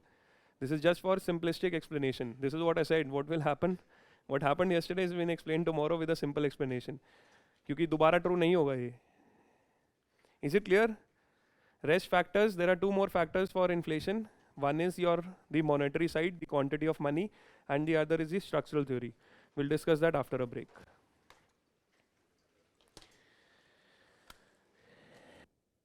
Capacity कम नहीं कर रहा, produce कम कर रहा है. 1000 produce करता हूँ मैं अब 500 करूँगा. क्योंकि मैं price ज़्यादा लूँगा ना. या price बढ़ाऊँ या quantity कम करूँ बात तो एक ही है. यार लोग तो वही उतने ही है ना. People are not changing. Demand तो constant है. Demand 4 लोग ही हैं जो खरीदते हैं. तो उन्हीं को महंगा दूंगा मैं. Why will I do that? Is the idea of clear? Demand pull and cost push. Stagflation, inflation growth trade-off. Now there's one more factor for inflation, and that is one of the major reasons why inflation happens in any economy. This is the supply of money. The quantity theory of the quantity of money increases, which impacts. Right now we are only talking about real sector. We talked about demand side and also supply side. So both of these discussions were in the real sector, okay, demand of good and supply of good. Now we talk about the measuring unit, that is money. If measuring unit also changes, then also you can have significant inflation, and inflation is what? Fall in the value of money. Now how this happens? If the central bank or due to some reasons the money supply in the economy increases, but whatever output has been produced, this remains constant. That means if the government decides to print more money, but the goods are not increasing, will I need more money to buy the same number of goods? This means my purchasing power is decreasing. This is the quantity theory of money. The value of the money will decrease if the value of the constant supply of money is increasing, but the supply of goods and service does not change. Therefore, the value of money is going to fall. I'll explain through an example here. Has anyone played the game of poker or teen patti kahin pe kuch? Gambling of any sorts? Yes sir, very proud. It's a game of skill. Not teen patti, but poker is definitely a game of skill. So when you play that game, consider there are 10 people playing this game, and they do not playing with money. They have brought in 100 chips, where one chip is equal to 1 rupee. Everyone puts in 10 rupees, and they get 10 chips. 100 chips, you have 1 rupee value. At the end of the game, someone will have more than 10, someone will have less than 10. But when the game will be over, whatever people have, one chip is equal to 1 rupees. So if someone has say 15 chips, he's 1.5. We are not playing with rupees, we are playing with chips. Now the one who's owner of the game, who's playing this game, he's a cheater. He starts losing. उसी के घर में game हो रही है. He starts losing. Same, 10 people, 100 chips. Everyone has put in 10 rupees. He starts losing, he puts in 20 more chips without anyone telling. He introduces 20 more chips on the table, and because he's losing, he puts in more chips on the table, gets without anyone noticing. Now when the game is over, how much is the money they have?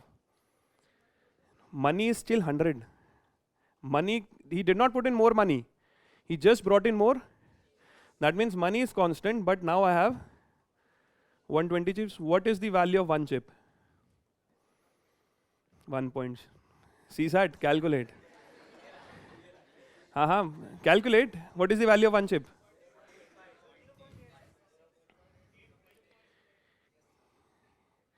That means if he's brought in more chips, the value of chip is decrease. If my output is constant, that is this, if I consider my output of good and service, but my chips are increasing, that is my money supply is increasing, is the value of money falling? This is what happens in an economy. If the chips increase, but the output doesn't increase, is the value of rupee falling? This is what happens in an economy. If the RBI prints more money and the output does not increase, RBI is printing more money, that means more chips, but output is not increasing. That means to buy the same output, I will need more money because one chip is. This is one of the most accepted reasons throughout the world that this causes inflation. If you increase the money supply without increasing the output, you will have a fall in value of rupee. This is the quantity theory of money, which says if the output remains constant and money supply increases, you are going to have a problem, inflation, because value of money is falling. Is this clear? In fact, if he reduces the number of chips, he's winning now. So he takes away 20 chips from the table, throws away 20 chips. Now you have 80 chips. Money is still the same. What is the value of one chip?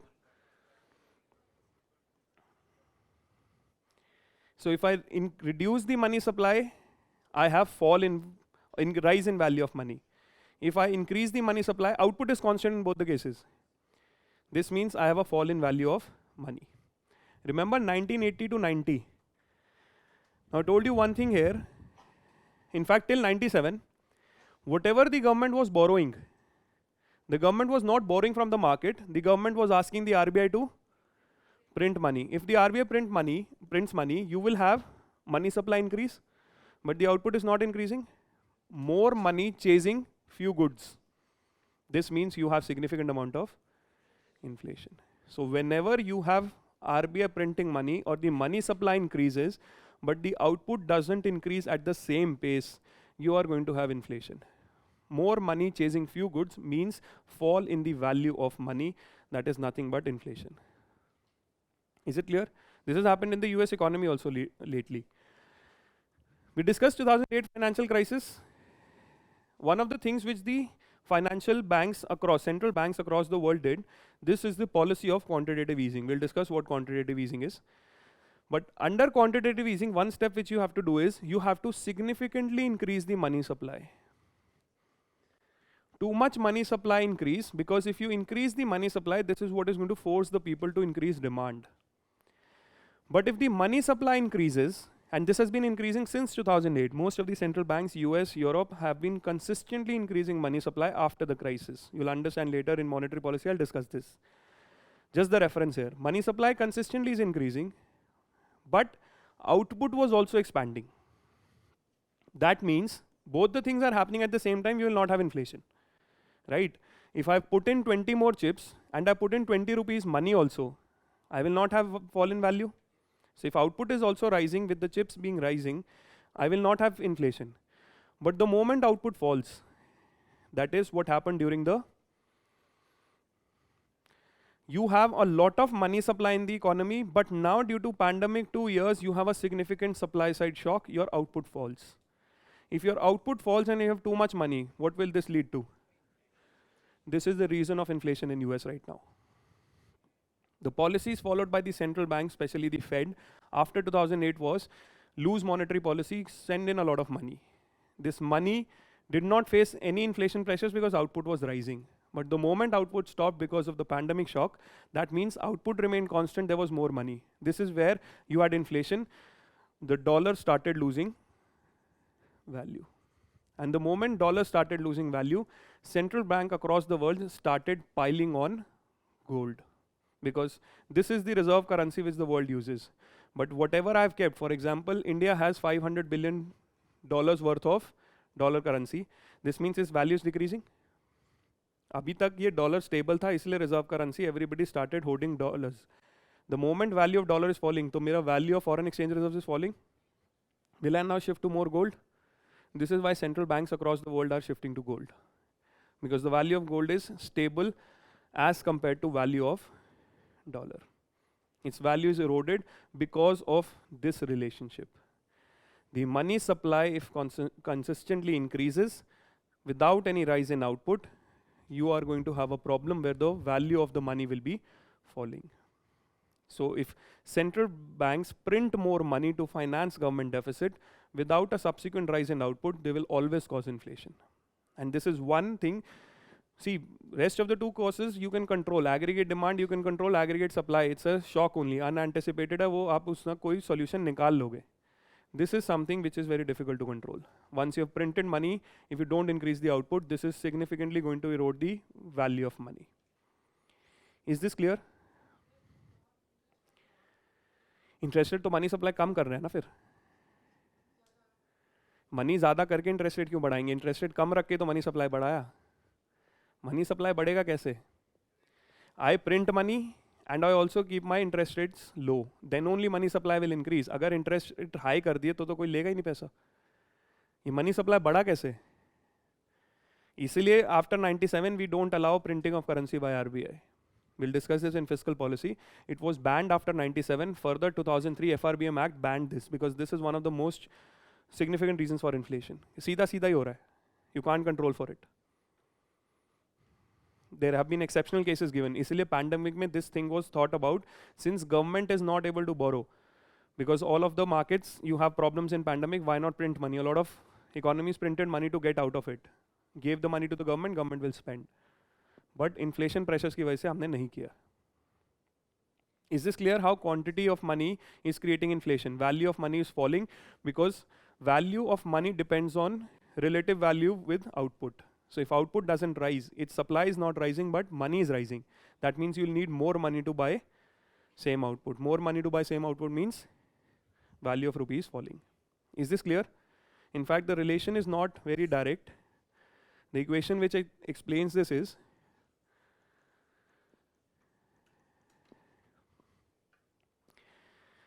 now this is the output. This is my general price level. This is my money supply, and this is velocity of money. Now what we are trying to derive here is, this output is constant, ये change नहीं हो रहा है. Now if money supply is increasing, will the price level rise? But not by the same factor. It will depend on velocity of money.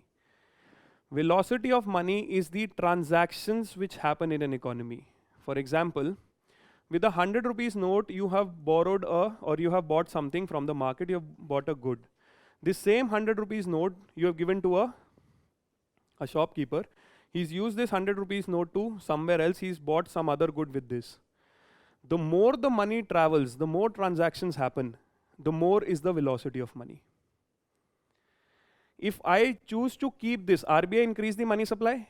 But if I choose to keep this 100 rupees as cash with me as saving in the house, I'm not spending. In this scenario, velocity was 1, 2, and if also I spend more, that means velocity was 3. The more number of transactions that 100 rupee note does is your velocity. So money supply will only lead to rise in price, it will depend on velocity. That means if RBI is printing money, is increasing money supply. But if you keep all this money supply in your, say, bed box, this means this money is not getting in the outside market. But if you use this money for transactions, this means the velocity is rising. Velocity is nothing but transactions of money. जितनी ज़्यादा transactions होगी एक ही note की, that is increase in velocity. Lesser transactions, lesser velocity. So money supply multiplied by velocity is going to lead to price rise. जितनी ज़्यादा transactions होंगी उतने ज़्यादा level से price rise होगा. जितनी कम transactions होंगी उतने कम level से price rise होगा. Is this clear what is velocity? Is the relationship between this clear? I'm saying money supply will increase, prices will rise. Value of money is falling. The relationship I'm saying this is constant. Y is output. किस factor से वो increase करेगा depend करेगा वो money कितना use होता है. The use of money in transactions, how many times it is being rotated in the market, determines the velocity. If I use it more in the economy, that means money supply into velocity, your price rise will be significant. If I use it less, my price rise will be less. But it is definitely related. Is it clear? Velocity of transactions. Velocity means how many times that 100 rupees note is being used in the economy. It's counted as number of transactions into value. तो जितनी बार transact होगा उतना मेरी velocity बढ़ती जा रही है. जितना कम ट्रांजैक्ट होगा उतना कम वेलोसिटी है. So your money supply is related to price through a factor called velocity.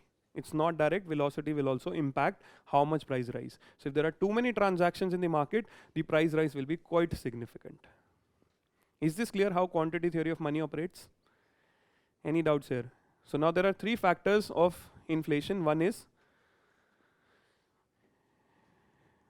caused because of, then you have, and the third you have, if money supply increases, the value of price will fall.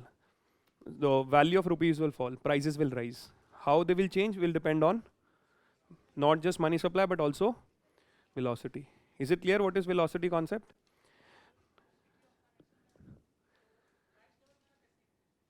जितनी ज़्यादा बार वो use हो रहा है, अगर simple case है, extreme case you understand, RBI ने money supply increase करा and nobody spending that money, will you increase the price?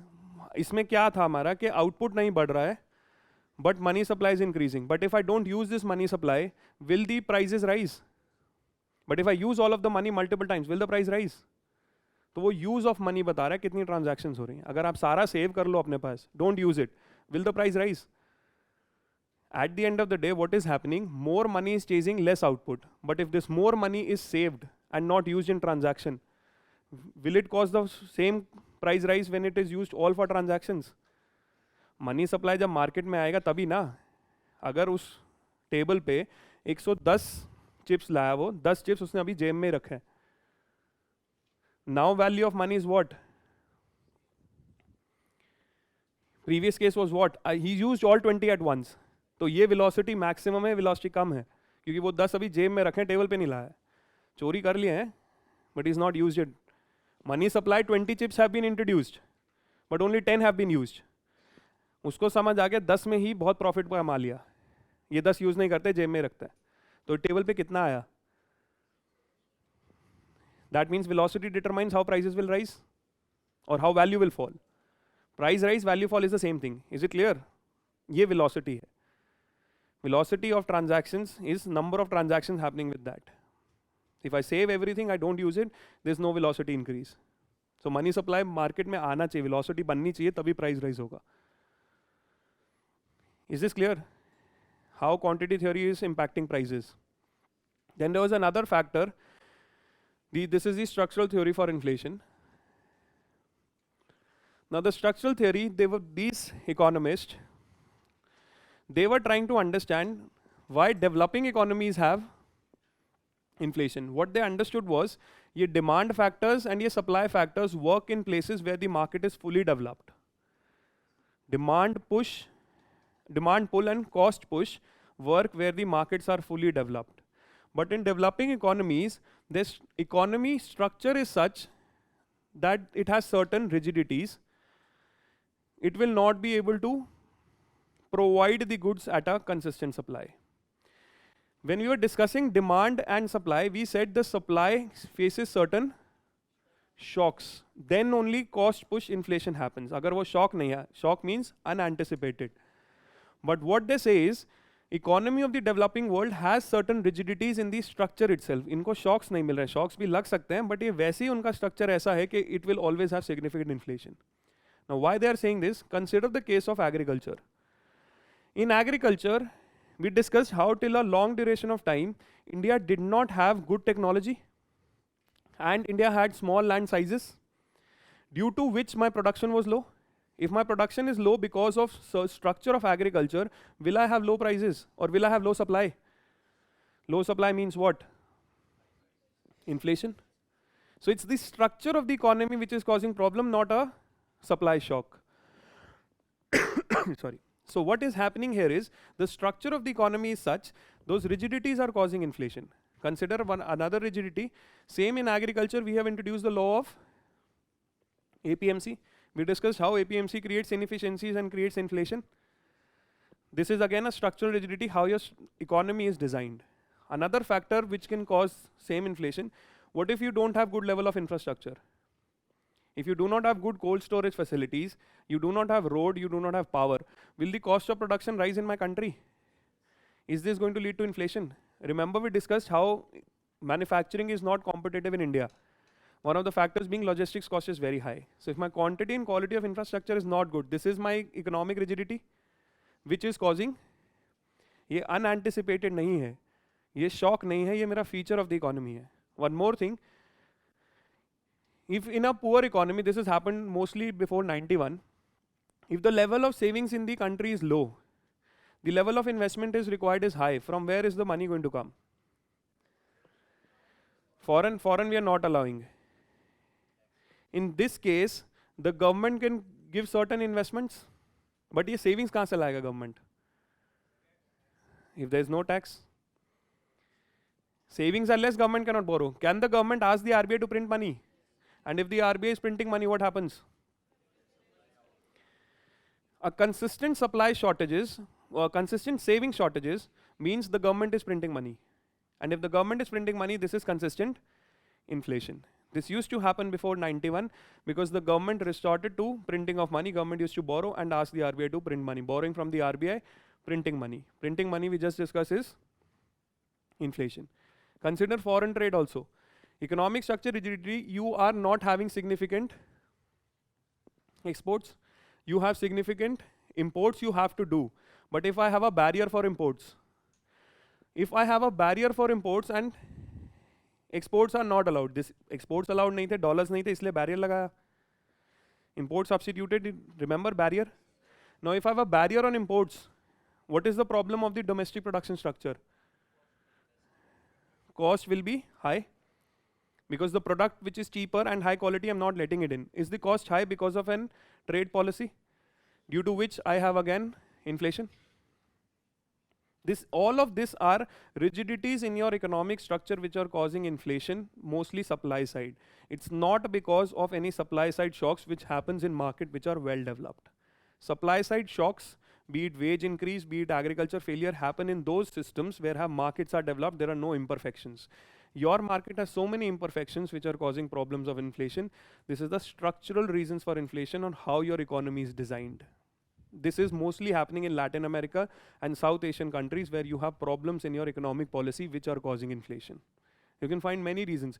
Import is doing this. Now what is the solution given to this? If you have less exports and more imports, what is the solution given by IMF? You need to, what happens if devaluation of currency happens? Imports become cheap. Imports become Again, inflation. So the structure of the economy is such where you have poor infrastructure, your agriculture has been designed in a way, you have APMC laws and other inefficiencies, you are going to have high prices. Your savings are low, you don't have foreign exchange reserves. All of these means the economic rigidity is causing inflation, not a supply shock which is unanticipated.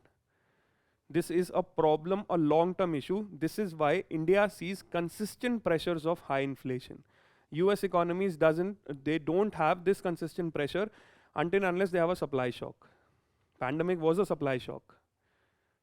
Till then time, they don't have significant inflation because of the development of market.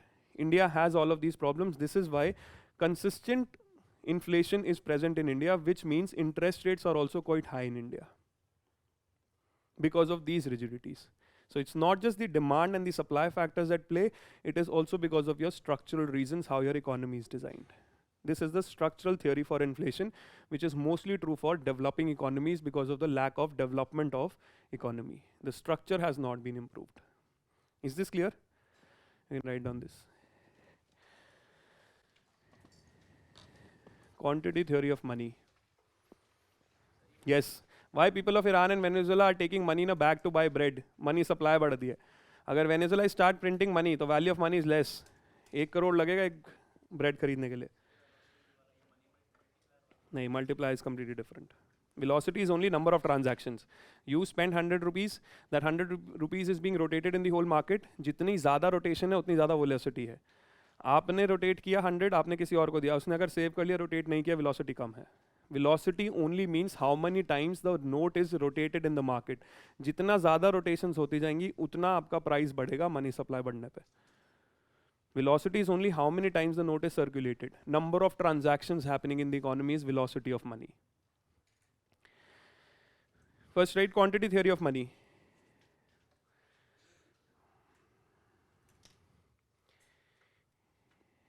The value of money depends on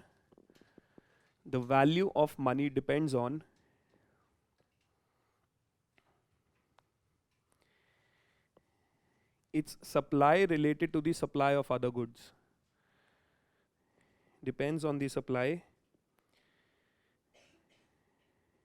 relative to the supply of other goods.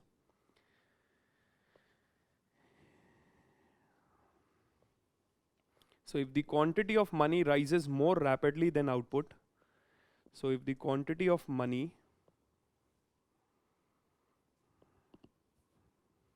rises more rapidly than the output,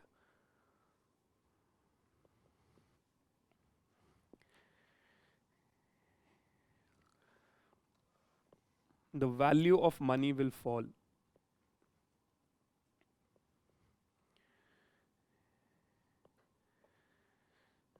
Which is nothing but inflation.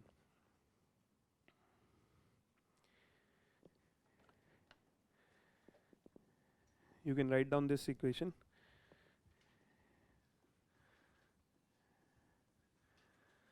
In fact, in this equation itself, you see, I said money supply increases and velocity is also high, prices will rise. अगर output constant नहीं होता है, if output is also rising, will I see a greater rise in price or lesser rise in price? Now you understand? Okay, value of money comes from the relative value of goods. If this good also rises, so some of your money supply will be subsumed here. It will not cause a rise in price. But if this remains constant, then you are going to see a significant price rise. इसलिए 1 crore में एक bread आएगी. Because money supply, too much money chasing fewer goods. Goods are not rising. Then the prices of the goods will rise. This is the quantity theory. This is one of the most acceptable theory of inflation. This is how inflation happens. Write down this MV is equal to PY, where M is money supply. Where M is money supply. V is velocity of money. M is money supply. V is velocity of money. P is the general price level. P is the general price level. And Y is the output. So if the output is constant,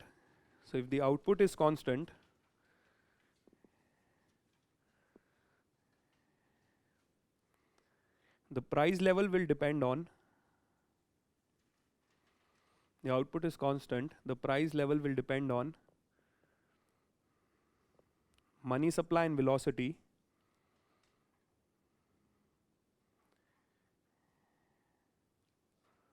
where velocity is the speed with which, where velocity is the speed with which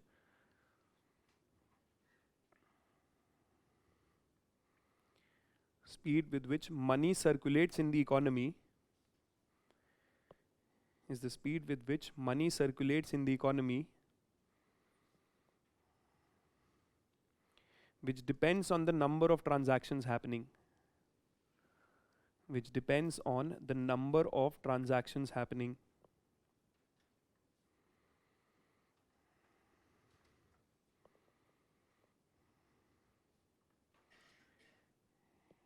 Anything that causes the individuals and institutions,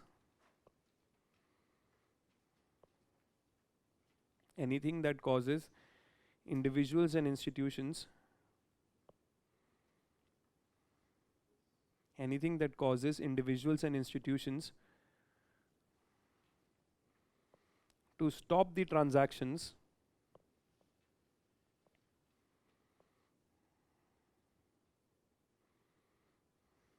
will lead to a reduction in velocity. Stop the transactions will lead to a reduction in velocity.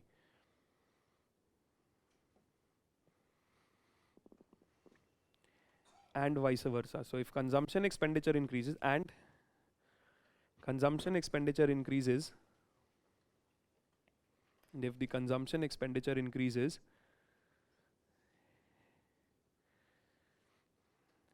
it will lead to more velocity.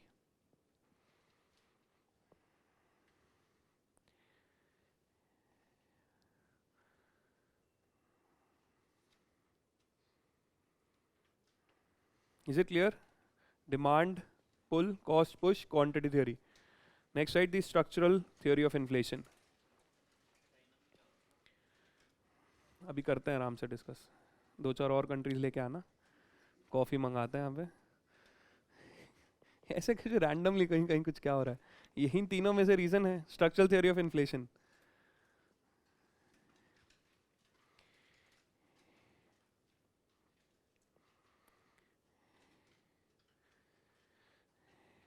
According to this theory,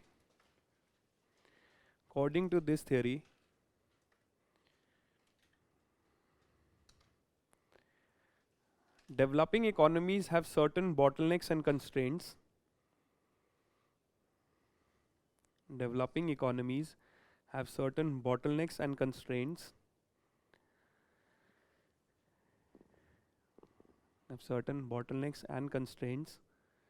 In their social, political, and economic structure.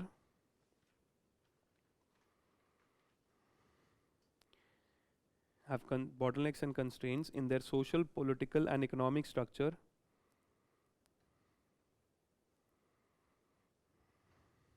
Which leads to inflation.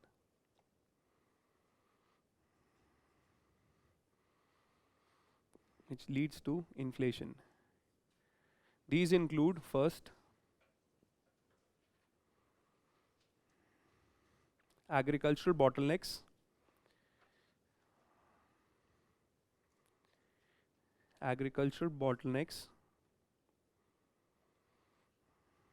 Such as disparities in land ownership.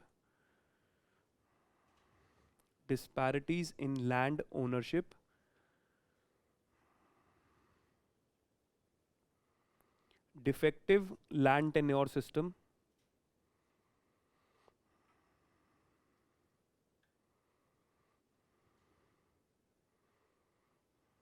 Backward technology.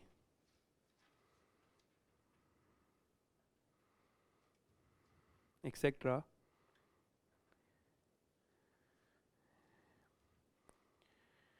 Which act as disincentive for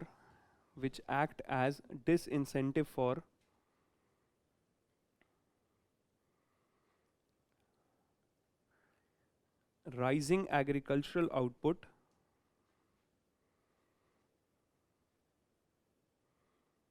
or for raising agricultural output in response to increasing demand, which acts as a disincentive for raising agricultural output in response to increasing demand.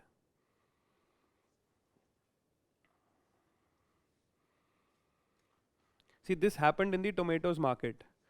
The last crop which happened of tomato, you did not get good prices in the market because of a lot of rigidities. If those farmers did not get good prices, they did not do that crop this time, and now you have supply shortages. So this is a rigidity that exists in your market because of market imperfections, APMC system and related concepts which we discussed, how the produce doesn't reach the market, so the farmer does not do that crop. This is why mostly we are doing what? Rice and wheat. So if you don't do other crops and there is a demand, you are going to have inflation. Definitely. If your agriculture or any economy में जितनी problem है, if you're printing more money, that is also a problem. Write down second. Resource gap. Resource gap, which means if there are lesser savings in the economy,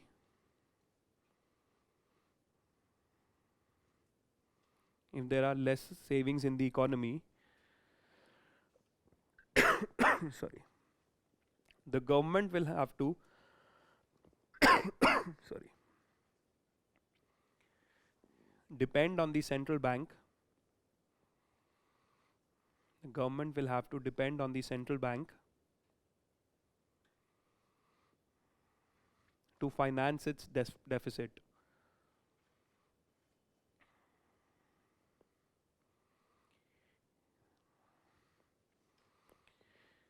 This printing of new currency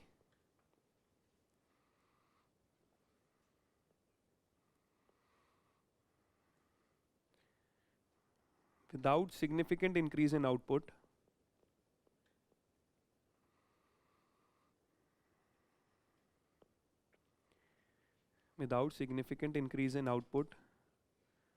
will lead to inflation.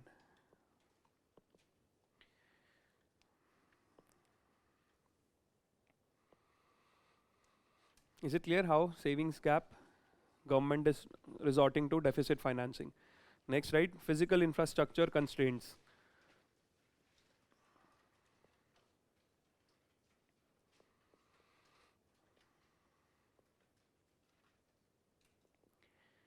Infrastructural constraints.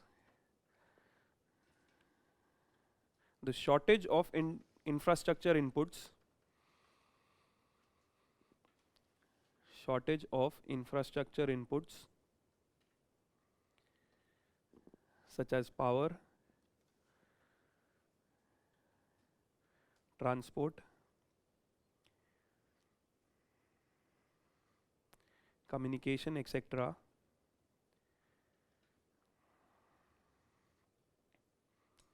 hampers the growth of output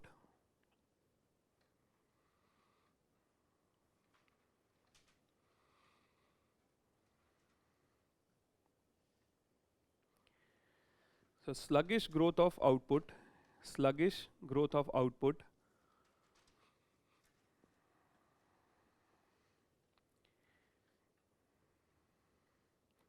and excessive growth of money supply. Sluggish growth of output and excessive growth of money supply. What is this situation? Poor output and excessive growth of money supply. What is this situation?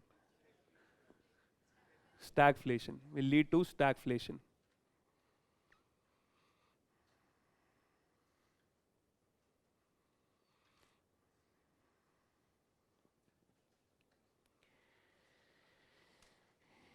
Is this clear?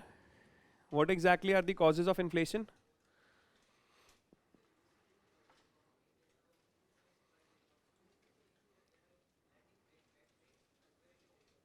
After 2008, this is what they wanted to do, and this is what I explained, right? Consumption-based economy, they already have a lot of infrastructure. Why will they promote savings?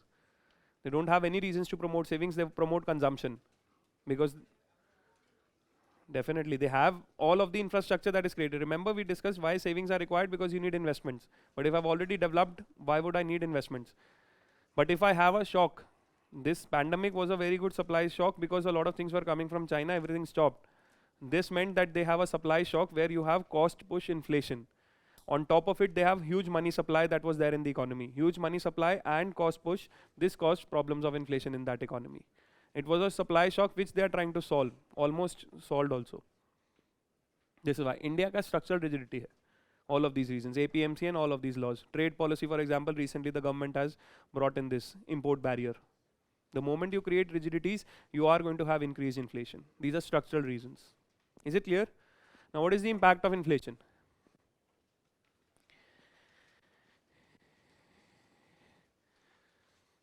What exactly? How is it good or bad?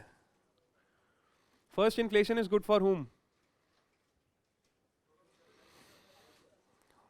Producer and the trader, they are the ones which earn maximum profits because of higher prices. For them, inflation is beneficial, but only a stable inflation. Too much of inflation, even they will see problem. Now, inflation is bad for what all players? How exactly does inflation impact the economy? Inflation is considered as it hits the poor people the most. Why? Poor people are, your consumption needs are more and your purchasing power is being reduced, so you don't have money for consumption. In fact, inflation is something which can lead to poverty because now you can't consume. Is this clear? How it impacts? Why rich people are not facing the same problem?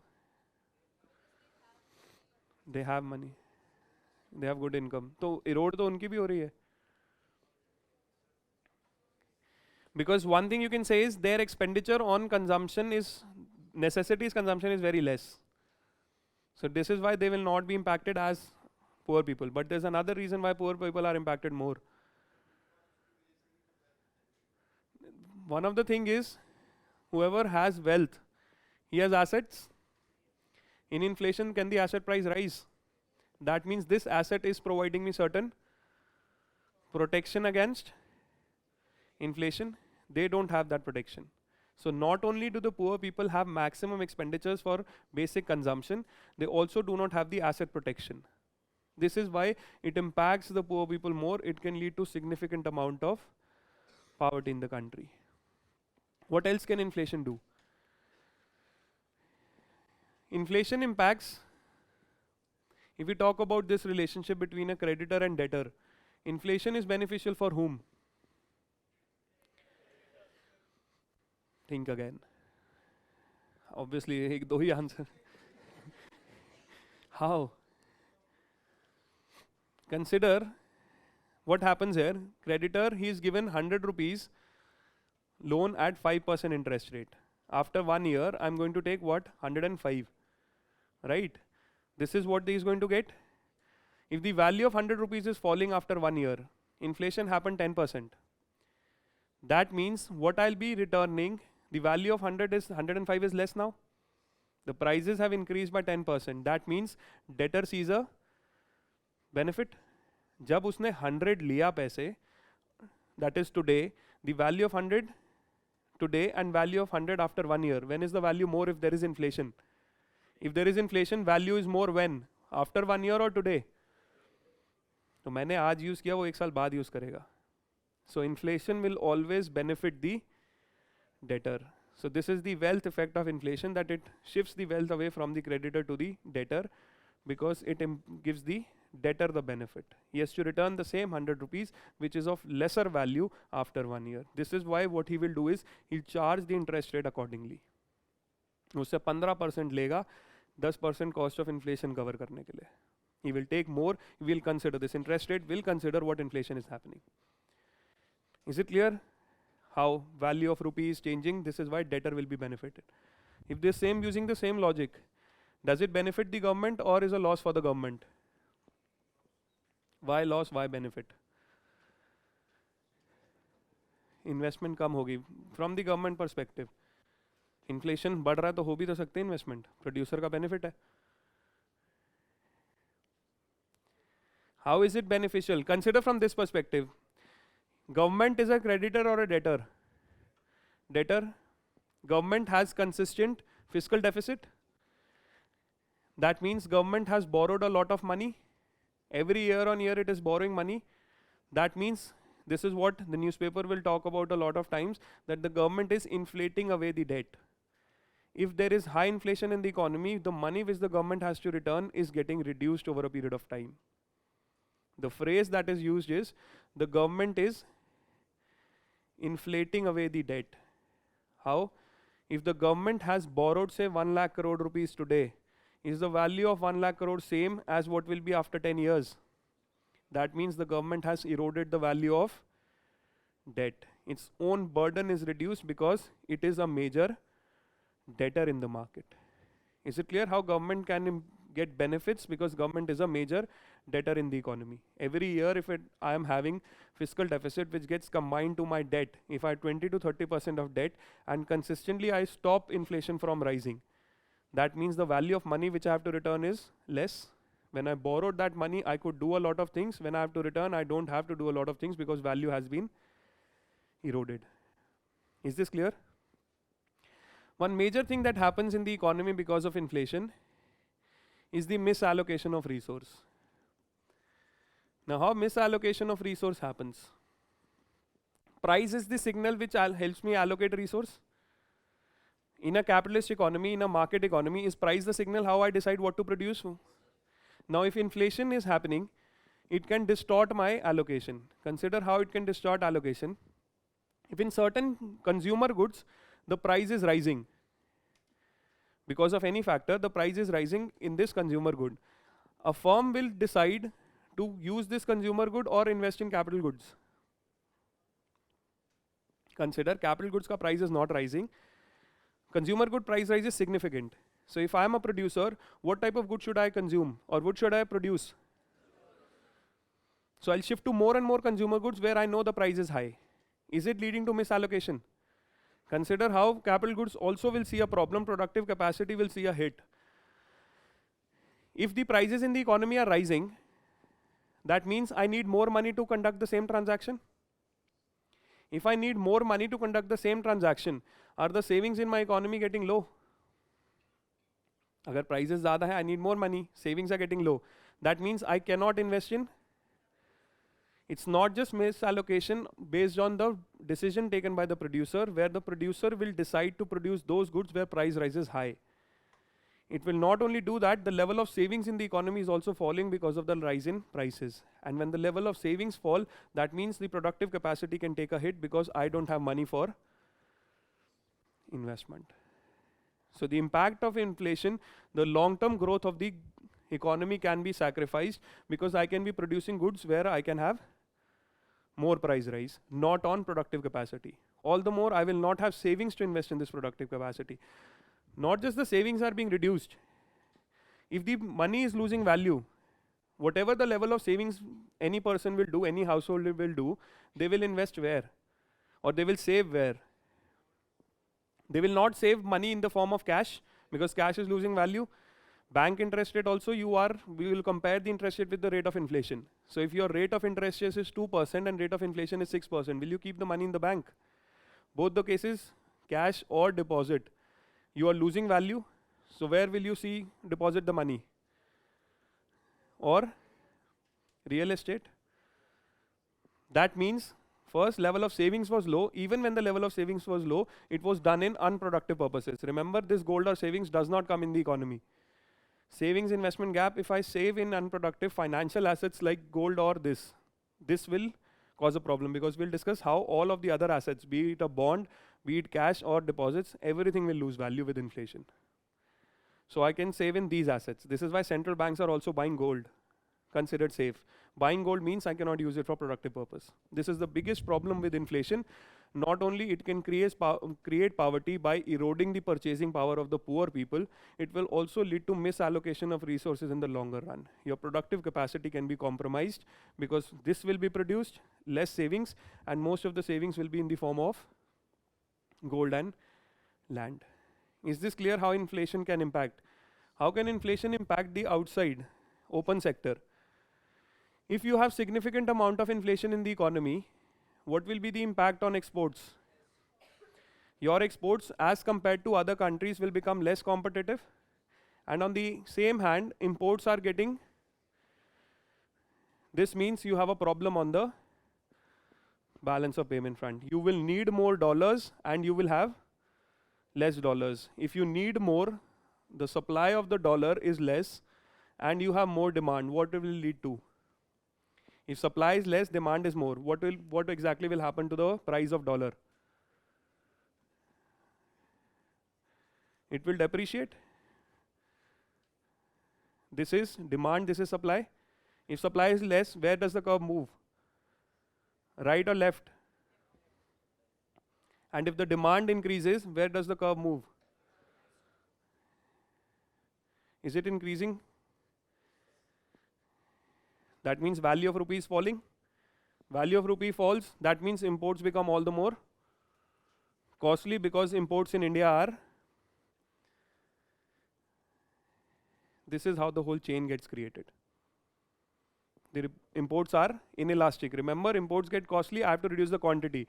What if I'm not able to reduce the quantity? This becomes a problem, imports get costly. So how inflation can impact the balance of payment? This is what happened. Remember, inflation ki wajah se, you had more imports, you wanted more imports, dollars. This is what caused the problem in 91. Because dollars were missing, you had to get short-term borrowings. Short-term borrowings के लिए पैसे नहीं थे, gold देना पड़ा. This is what happened. All started with higher fiscal deficit, higher inflation. So inflation not only creates a problem on the external sector, misallocation of resource will have problem for the creditor. The debtor is going to get the benefit. Poverty and also benefit for the producer. But if all of the economy is facing problems, higher inflation, even the producer will not be able to sell. So in the longer run, the producer will also see problems. Is it clear how inflation is creating an issue? There's another concept how inflation impacts misallocation of resource. This is the concept of inflation tax. Now what is the concept of inflation tax? Taxation system in India, direct taxes is based on different income tax slabs, right? For example, just an example, not the right slabs I'm giving. So 2 lakh tak, you don't have to pay any tax. Above 2 lakh, you have to pay say 5% tax up to 5 lakh. This is just an example. Now what is happening here? What if there's inflation?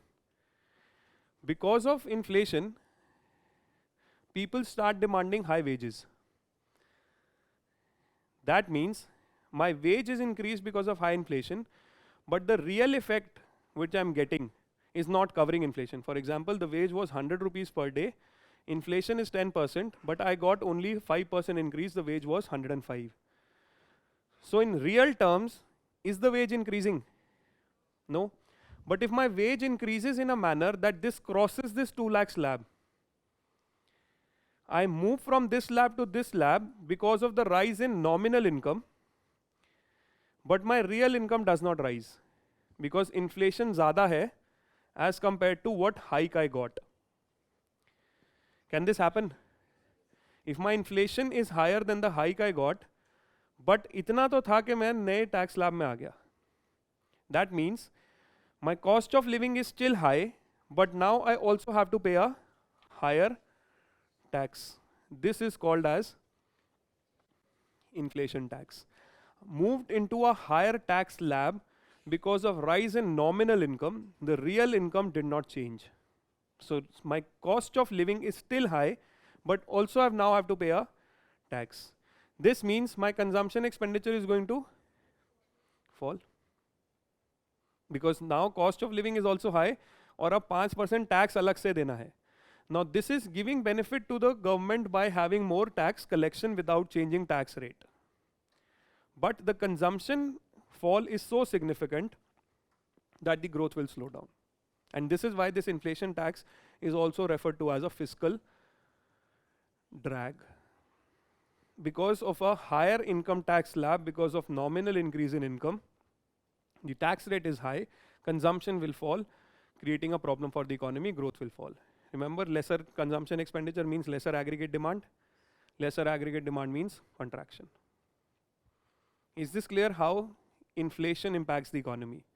Erodes the purchasing power of the poor people the most because they don't have any asset protection and they spend a lot of money on necessities. They will get out of control, they will not be able to buy, they'll fall in poverty. Misallocation of resource, the economy is going to produce those goods where prices are high, not those goods where prices have not increased. Savings are low, you will not have investment. Inflation tax, you can have lesser of consumption. Outside imports will become cheaper, exports will become costly. Trade competitiveness gone. Is it clear how inflation can create an impact and how it is beneficial for the debtor? The debtor has to pay lesser value in the future because money's value is being eroded because of inflation. Is it clear? Write down effect of inflation.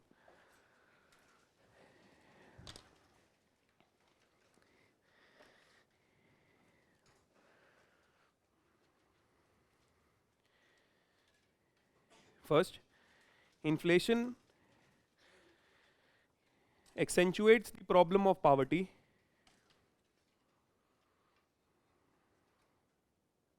Accentuates the problem of poverty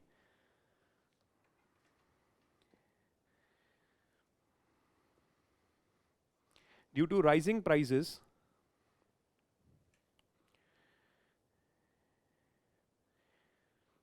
Poor people are not able to meet their basic needs.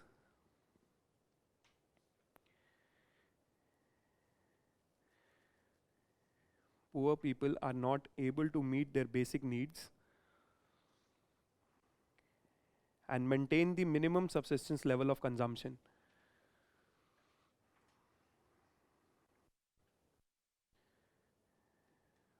Are not able to meet their basic needs and maintain minimum subsistence level of consumption.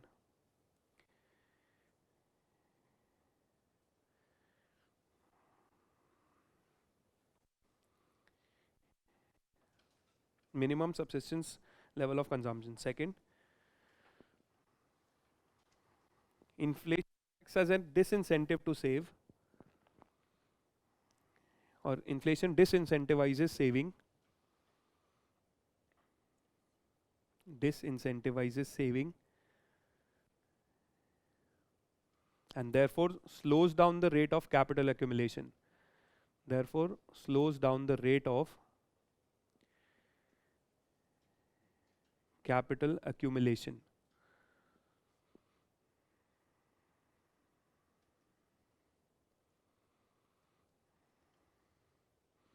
Next, inflation leads to unproductive form of saving. Inflation leads to unproductive form of saving. Sorry, unproductive form of saving in gold or real estate. In gold or real estate. This saving does not add to the productive capacity.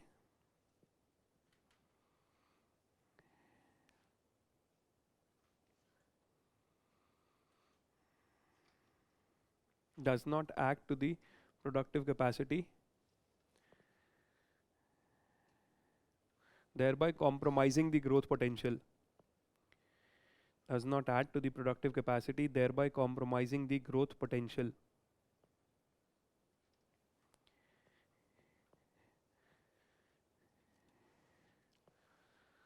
Next, when prices of domestic good rises due to inflation, when prices of domestic goods rise due to inflation,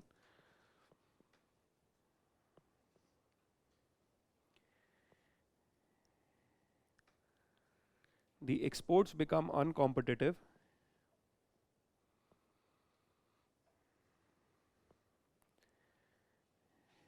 The exports become uncompetitive and the imports increase.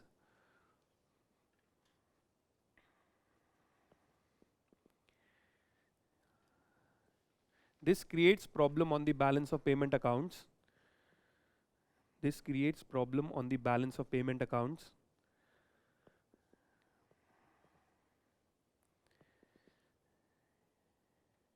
Which can result in a foreign exchange crisis.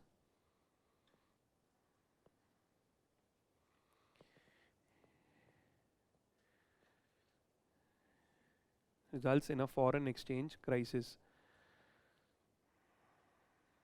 This is what was happening in India.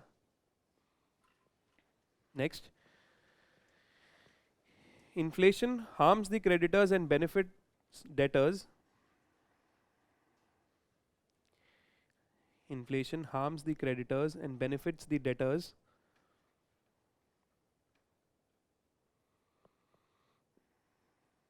And therefore redistributes the income. Therefore redistributes the income in favor of the latter.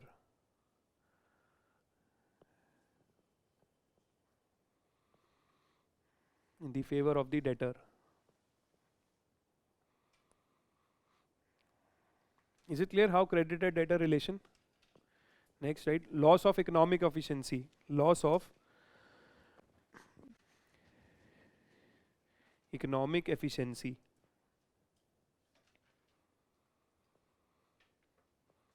Inflation causes misallocation of resources. Inflation causes misallocation of resources.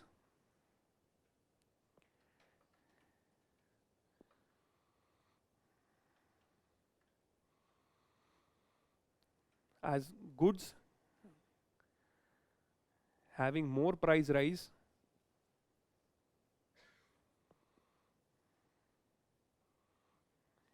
will see a rise in production. Goods having more price rise will see a rise in production,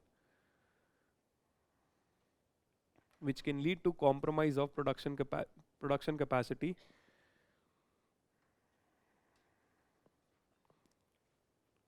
Which can lead to compromise of production capacity.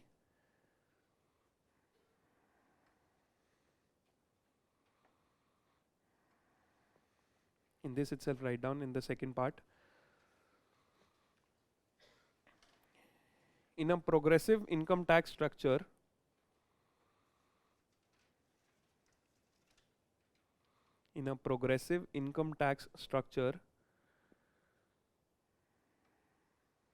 people will have to pay higher taxes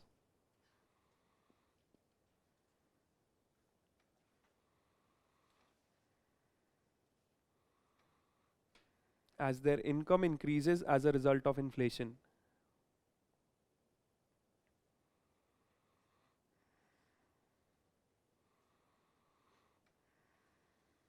As their income increases as a result of inflation. This is referred to as an inflation tax.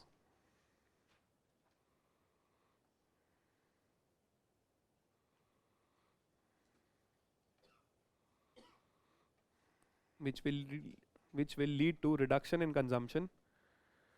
Is referred to as an inflation tax, which will lead to reduction in consumption.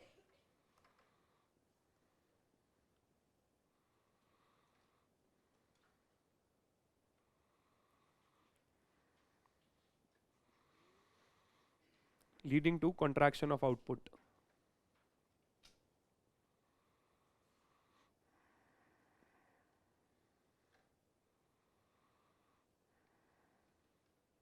In bracket write down, also referred to as fiscal drag.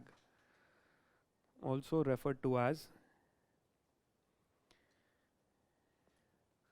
a fiscal drag. Write down one more small point. Fiscal drag, DRAG, drag. Is it clear the effect of inflation?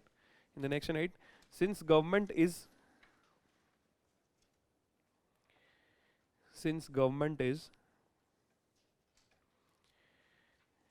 a debtor in the economy,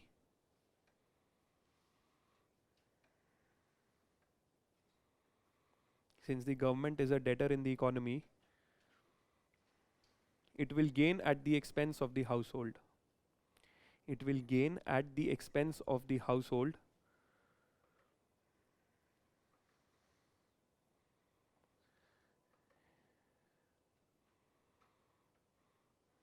Who are its principal creditors. Who are its principal creditors.